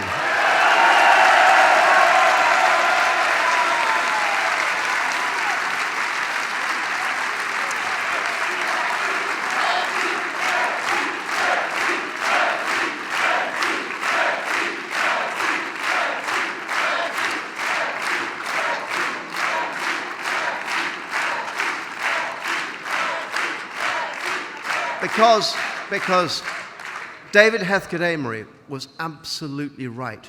These people will not reform because they are determined, contrary to the wishes of most of the people of Europe, to create the United States of Europe. That is their project. They will not reform.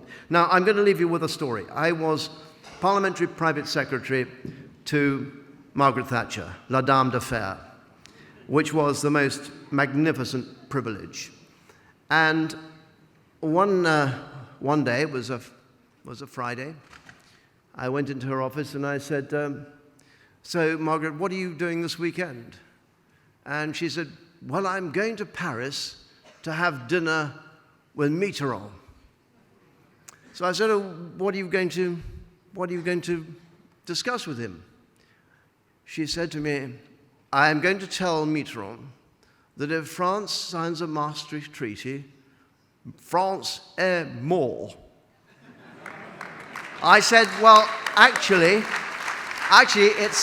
it's La France. And because it's La France, you have to say La France est morte.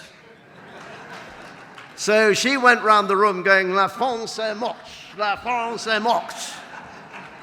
And she went to Paris and told Mitterrand, if you sign the Maastricht Treaty, La France est morte. And that is why François Mitterrand held a referendum on the Maastricht Treaty in France, which was only very slightly lost. So, my friends, the message, I think, from tonight is learn the lessons that we have learnt hard here. Be of good cheer. Be of good courage. We are going to prevail here. We will set the example. So let us all fight for a better Europe, an outward-looking Europe, a Europe, above all, of nation-states. We shall not give up. Vive le Royaume-Uni, vive le Brexit, et vive la France libre.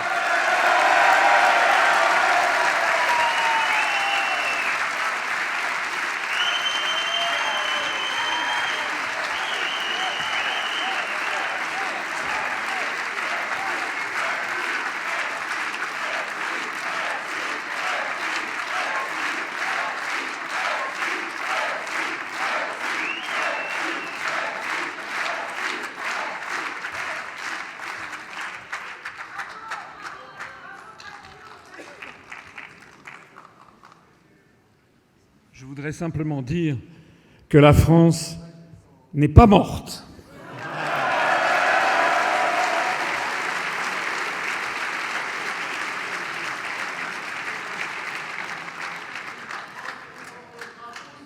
Alors, on va maintenant accueillir Jonathan Davis, qui est économiste et gestionnaire de fonds et podcasteur.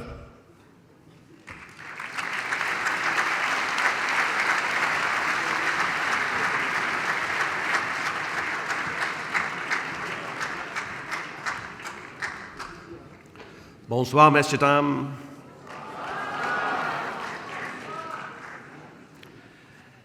I studied my master's in Lyon.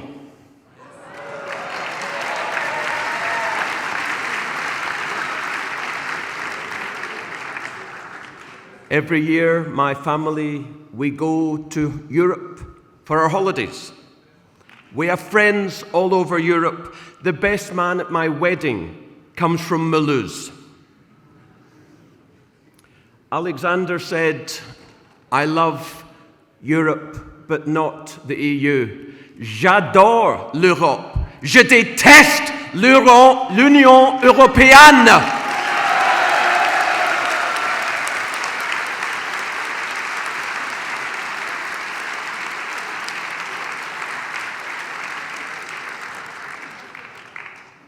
Did you understand that?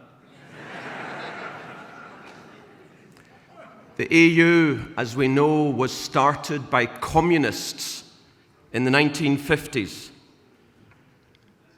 They're in league with big business, with multinationals. Do you not remember there was someone in the 1930s who talked about the state getting close to the corporate institution? Mussolini, he called it fascism.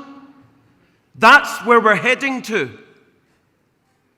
Big business loves the EU. How many, God knows how many lobbyists there are in Brussels earning a fortune on behalf of big businesses and multinationals for more and more regulations. When the chief executives of these big businesses and their boards of directors, how long do you think they think about regulations? That long. Because they palm it off to a whole department to make sure their businesses are complying with the rules. Well, this is what's happening on the ground. I run a very small wealth management firm. We are 4 people in my company. I cannot tell you how much time, money, and energy I and my colleagues expend meeting these goddamn regulations. Big business. Big business loves the EU because of the regulations, so it stops competition from SMEs, PMEs.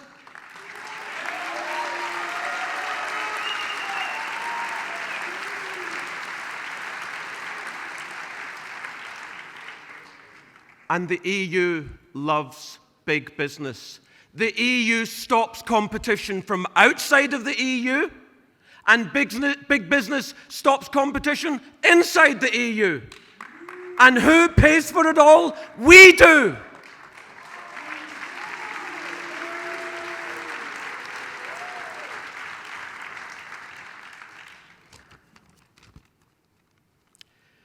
The UK voted to leave the European Union. The powers that be, the media, the politicians, the big businesses, or in my case, the banks, the party of Davos, they, unfortunately, as far as I can tell, are succeeding in reversing the democratic vote. Every single speaker says, we will leave. Of course, I hope that they are right. So far, they have been proven wrong. I hope that you, A, get a vote on leaving, and then B, that you can convince and persuade your compatriots to vote to leave. I hope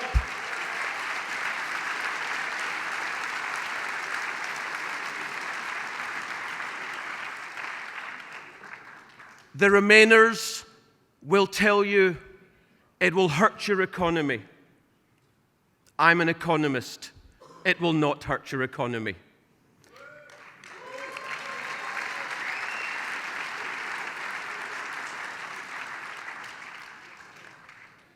But Brexit, Frexit, Etexit, Hungary exit,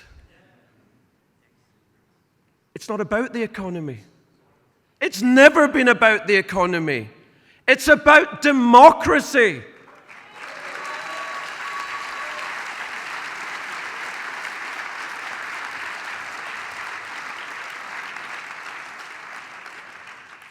Vive la France, vive le Royaume-Uni, mais surtout, vive l'indépendance.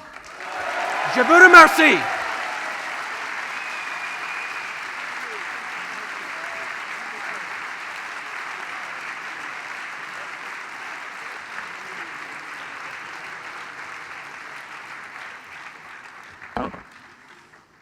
Donc nous allons maintenant accueillir Lucy Harris, qui a fondé un collectif qui s'appelle Leavers of London. Donc ça n'a pas dû être une chose très facile parce qu'à Londres, il y avait énormément d'europhiles. Donc elle va probablement nous en parler un petit peu plus.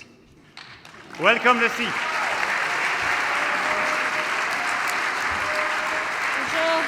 Bonjour, bonsoir.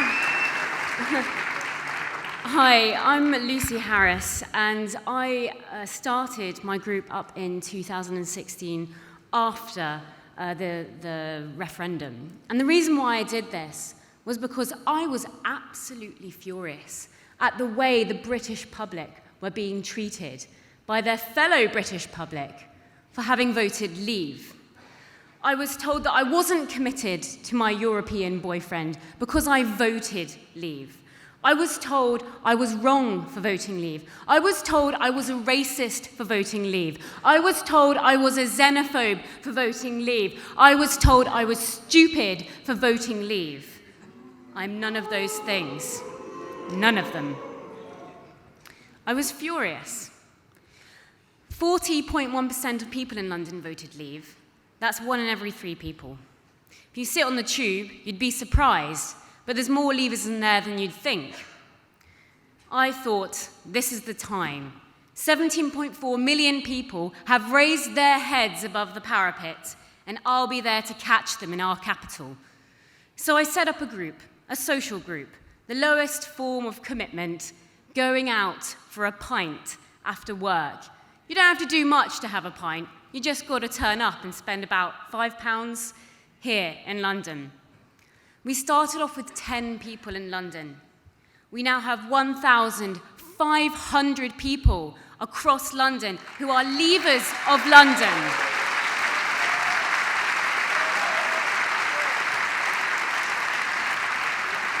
And that is what it is all about. It is about networking. That's what the Remain side are so good at. They know who to go to get their promotions. They know who to go to get their voices heard in the media. And so will we. So,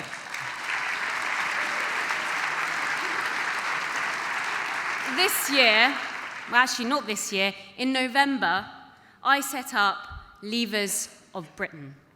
Now, Leavers of Britain has gone nationwide. We have groups in every major city in the UK. Leavers of Leeds, Leavers of York, who I have seen today, Leavers of Manchester, Leavers of Bristol.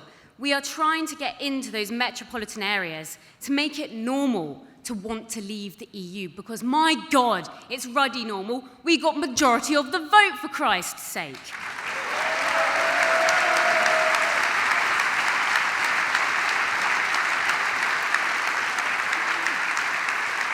But it's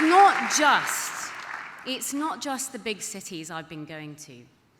I went to my grandparents' old town a few weeks ago, and I sat there with a man who's been looking after my grandparents for 5 solid years. Not the state, the community had been looking after my grandparents, delivering their papers, stopping by to have a chat, saying, "Hey, Les, how's it going?"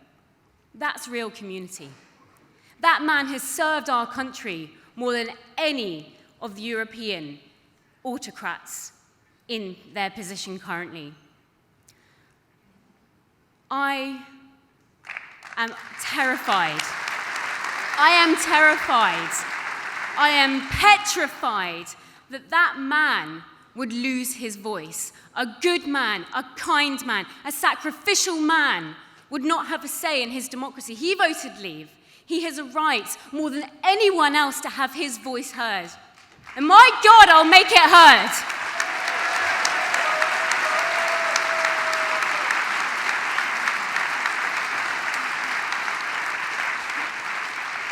Our vote matters. We matter. Every single person in this room has it in themselves to change things. I am just a normal person. I am state-schooled. I used to work in publishing. I am just an average person off the street. And I can bring people together. That means you can bring people together. That means everyone in this room can bring people together to show that we can leave the EU.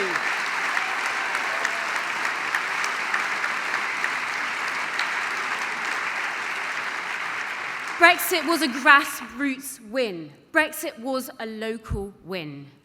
Brexit was a political renaissance. We should be the architects of this going forward because we truly believe in this, nobody else.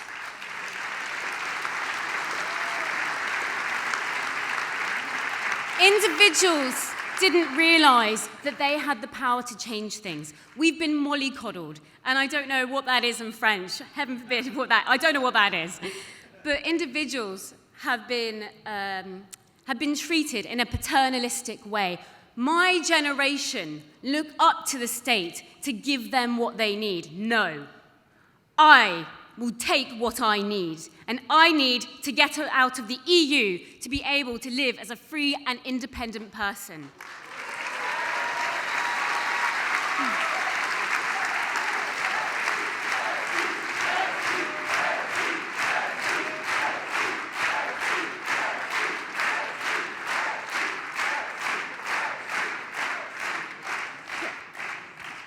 They are trying to shame us, and that's one of their tactics. Guilt by association was always used against politicians, but now it's being used against ordinary people, and I will not accept that.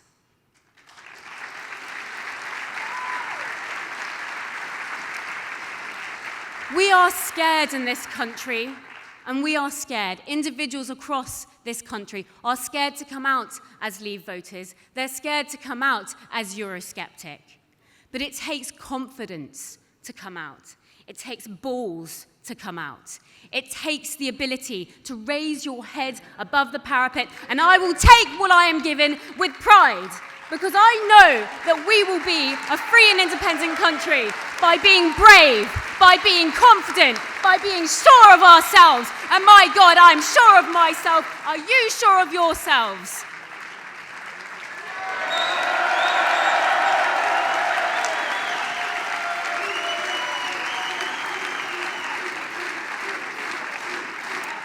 It starts with you.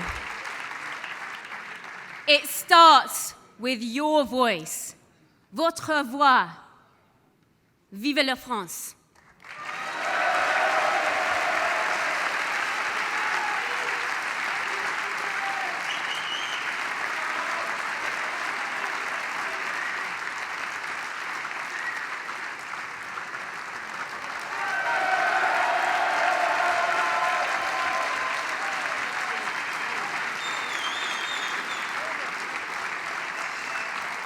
Un très grand merci, Lucie.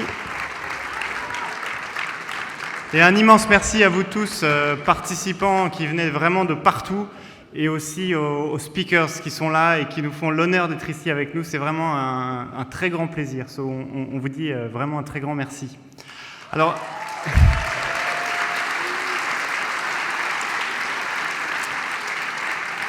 donc, une petite mise à jour sur le programme. Donc, on est un tout petit peu en retard. On va aller vers les salles pour le dîner d'ici 10-15 minutes. Donc, on va faire passer encore 2 personnes. Le dîner va durer à peu près 1 heure. Et ensuite, on aura un nouveau round d'intervention. Donc, les personnes restantes. Donc, il y aura aussi des Français. Et on terminera sur une petite surprise. Voilà. Donc, Monsieur Asselineau, voilà. On montrera. Donc je vais maintenant appeler le docteur Lee Rotherham, qui était directeur des projets spéciaux au vote Leave.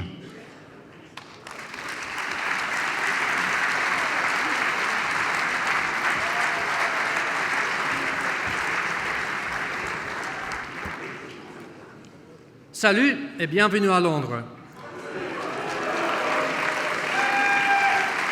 Merci de votre amitié, merci de votre soutien.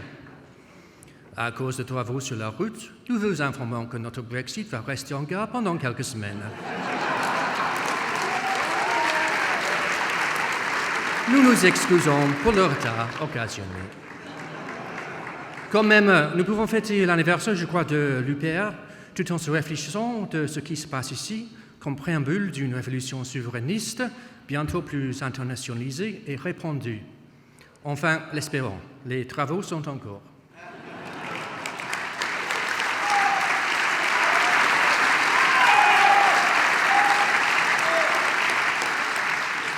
Vous aimez la cravate? Alain Lamassoure aussi. Je l'ai portée lorsque j'étais conseiller à la Convention sur l'avenir d'Europe. Monsieur Lamassoure avait tenté acharnement de l'acheter directement de mon cou. Ce qui fait preuve que les fédéralistes, eux aussi, peuvent aimer du moins les symboles de la souveraineté nationale. Je commence en prononçant mes excuses. Bien que j'ai vécu en France, en pleine douceur angevine, entouré des interlocuteurs de mon tour un jour, après cela, j'ai étudié le Canada français. J'ai passé un hiver en plein Québec. Ni le sens au bout de mes doigts, ni mon accent n'a survécu. D'ailleurs, l'accent canadien se pousse le plus que je me sens entre amis. Donc, je vous avertis déjà, mes petites unes, qu'on va me prendre fou d'une poche ici avec cette parole dans un sac à main.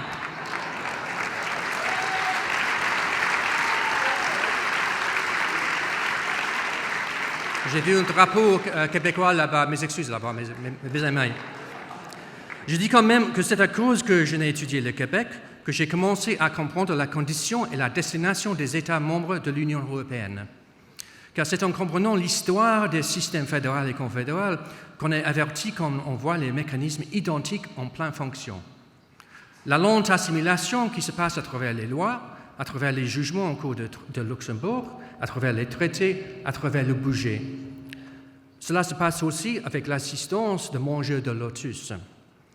Heureux les systématiques, disait Charles Péguy. À Bruxelles, aussi bien qu'entre nos élites de gouvernance, on en est plein. Une élite conditionnée par l'habitude, les victimes de l'eurosyndrome de Stockholm. Une élite cachotée qui ne voit plus la logique de l'alternative, l'État-nation et le gouvernement du peuple, par le peuple et pour le peuple. Qui, en se prononçant contre les idéologies, pousse l'idéologie la plus révolutionnaire de nos jours, la soi-dite construction européenne. Ça prend pas la tête à Papineau. Cela ne demande pas une grande intelligence à voir. Voilà la raison principale pourquoi on ne peut pas encore fêter ici, ce soir, notre indépendance. Une grande partie de notre bureaucratie, de nos académiques, de nos journalistes, de nos intellectuels, oui, nous en avons, et de nos parlementaires voient le Brexit comme une aberration de système, une affaire à mitiguer. On se rappelle de l'ère de Tibère. Cet empereur romain avait tenté de céder le pouvoir au Sénat, qui, timide, avait trop de peur pour le reprendre. La République romaine est morte en s'habituant à ses gènes. Voilà un ralentisseur à surveiller pour votre Brexit. We might have more sympathy for those arguing against us if their model were a New Jerusalem. But the EU as a project is critically flawed. The system is simply unaccountable. MPs from national parliaments are too remote to do anything but rubber stamp decisions passed down to them via the Council of Ministers. Sure, there is tinkering by MEPs for what that's worth, but the Council's work is done invisibly through over 150 specialised working parties and committees known as the Council Preparatory Bodies. These range from, I pity the translators, the interpreters, these range from the high-level working group on asylum and migration to the Trade Policy Committee, Services and Investment, via the Codex Alimentarius Working Party. Even government ministers don't attend. Where do these civil servants meeting in secret get their inputs from? Well, there's an even more obscure set of committees working on the earlier drafts in the Commission. In 2017, there are 267 Commission versions of these committees feeding into the Council, each with even less insight from MPs. Where do they get their inspiration from? Well, even more hidden, the cubed root of obscurity, are the committees that drip into the system, the Commission's advisory bodies and expert groups that inform and shape the first drafts. It is anyone's guess as to how many of these there are. A document released 10 years ago to an MEP transparency campaigner had 3,000 groups and subgroups on it. What we do know are specific examples. We know, for instance, there is an expert group on the exchange of information on best available practices relating to industrial emissions. Sounds exciting. On that group, helping to draft laws on factory pollution, I count 79 lobby groups, but as far as I can see, no French government representative. If you want to have your laws drafted by EU civil servants having quiet chats with representatives from the European Fat Processors and Renderers Association and the European Adhesive Tape Association, then that's fine, I suppose. Big business certainly seems to like it. But who do we complain to? Who is accountable? Who is responsible when a bad law is made? And how do we get to change it? We in the United Kingdom voted to take back control for reasons such as these. Members of Parliament reflecting on Monday where to go now would do well to consider what sort of functioning democracy under the new proposals they will leave us with. Ladies and gentlemen, thank you for coming. Our fight to escape from this anti-democracy is, hopefully, possibly, soon on its final lap. You are still at the starting blocks. I wish you the greatest luck in this and all your endeavours.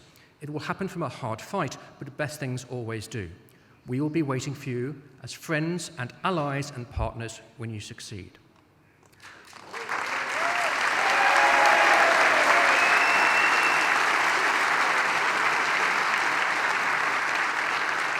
I conclude, since we saw the great man on the screen, I conclude with some words of Churchill that quite by chance I came across this very morning. As the dawn of final victory fell in the West, he addressed the British nation by radio. I must warn you, as I did when I began this 5 years' task, and no one knew then that it would last so long, that there is still a lot to do, and you must be prepared for further efforts of mind and body and further sacrifices to great causes if you are not to fall back into the rut of inertia, the confusion of aim, and the craven fear of being great. Chers amis, bonne chance.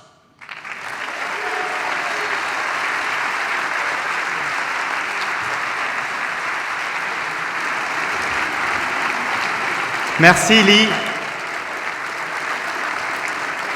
Je voudrais lui rendre hommage tout particulièrement parce que ce soir, si la soirée se déroule aussi bien, c'est en énorme partie grâce à lui. C'est lui qui a permis de nous mettre en contact avec toutes les personnalités ici présentes. Donc si vous pouviez lui donner un tonnerre d'applaudissements.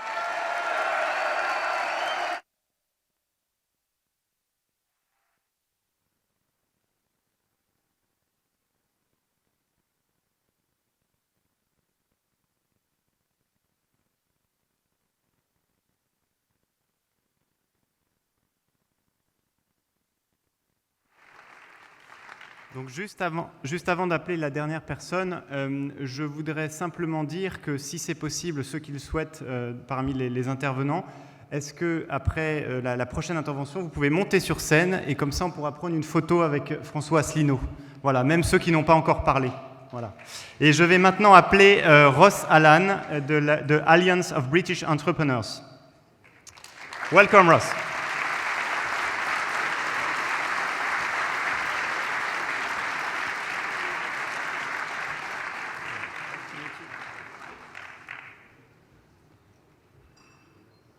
Thanks again ever so much for coming here. This is really important for us to demonstrate to not just the rest of Europe, but to the world, that us leaving the EU is a force for good. It's a force for freedom. It's a force for us to take back control and decide how we should run our economy and our lives ourselves. If France wishes to do the same, I wish you well with that project.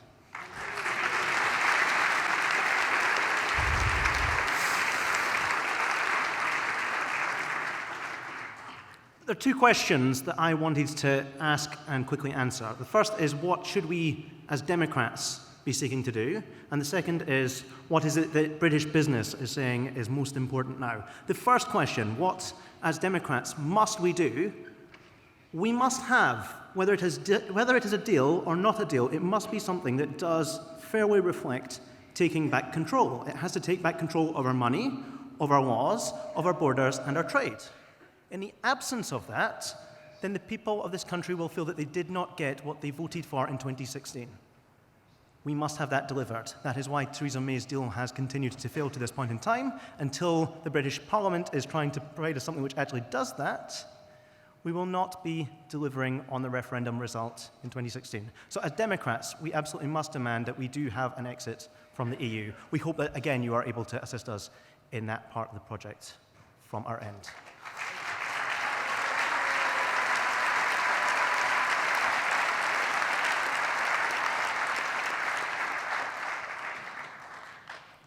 What does British business say?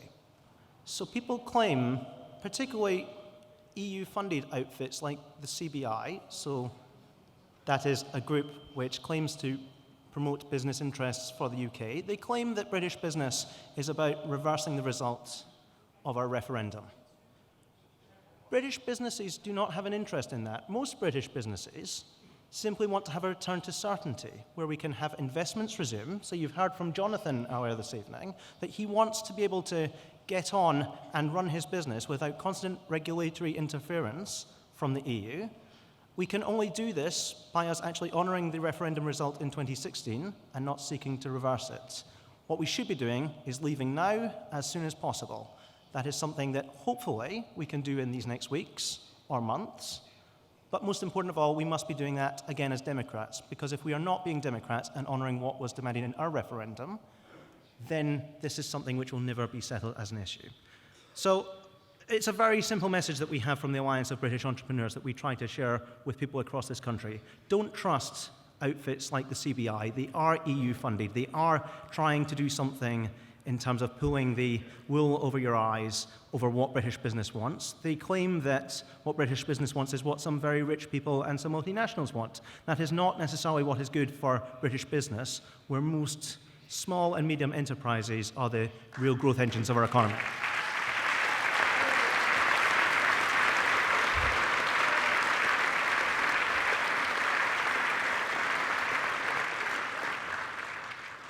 It's been an absolute pleasure talking here this evening, and thank you again for coming. Thank you very much, Ross.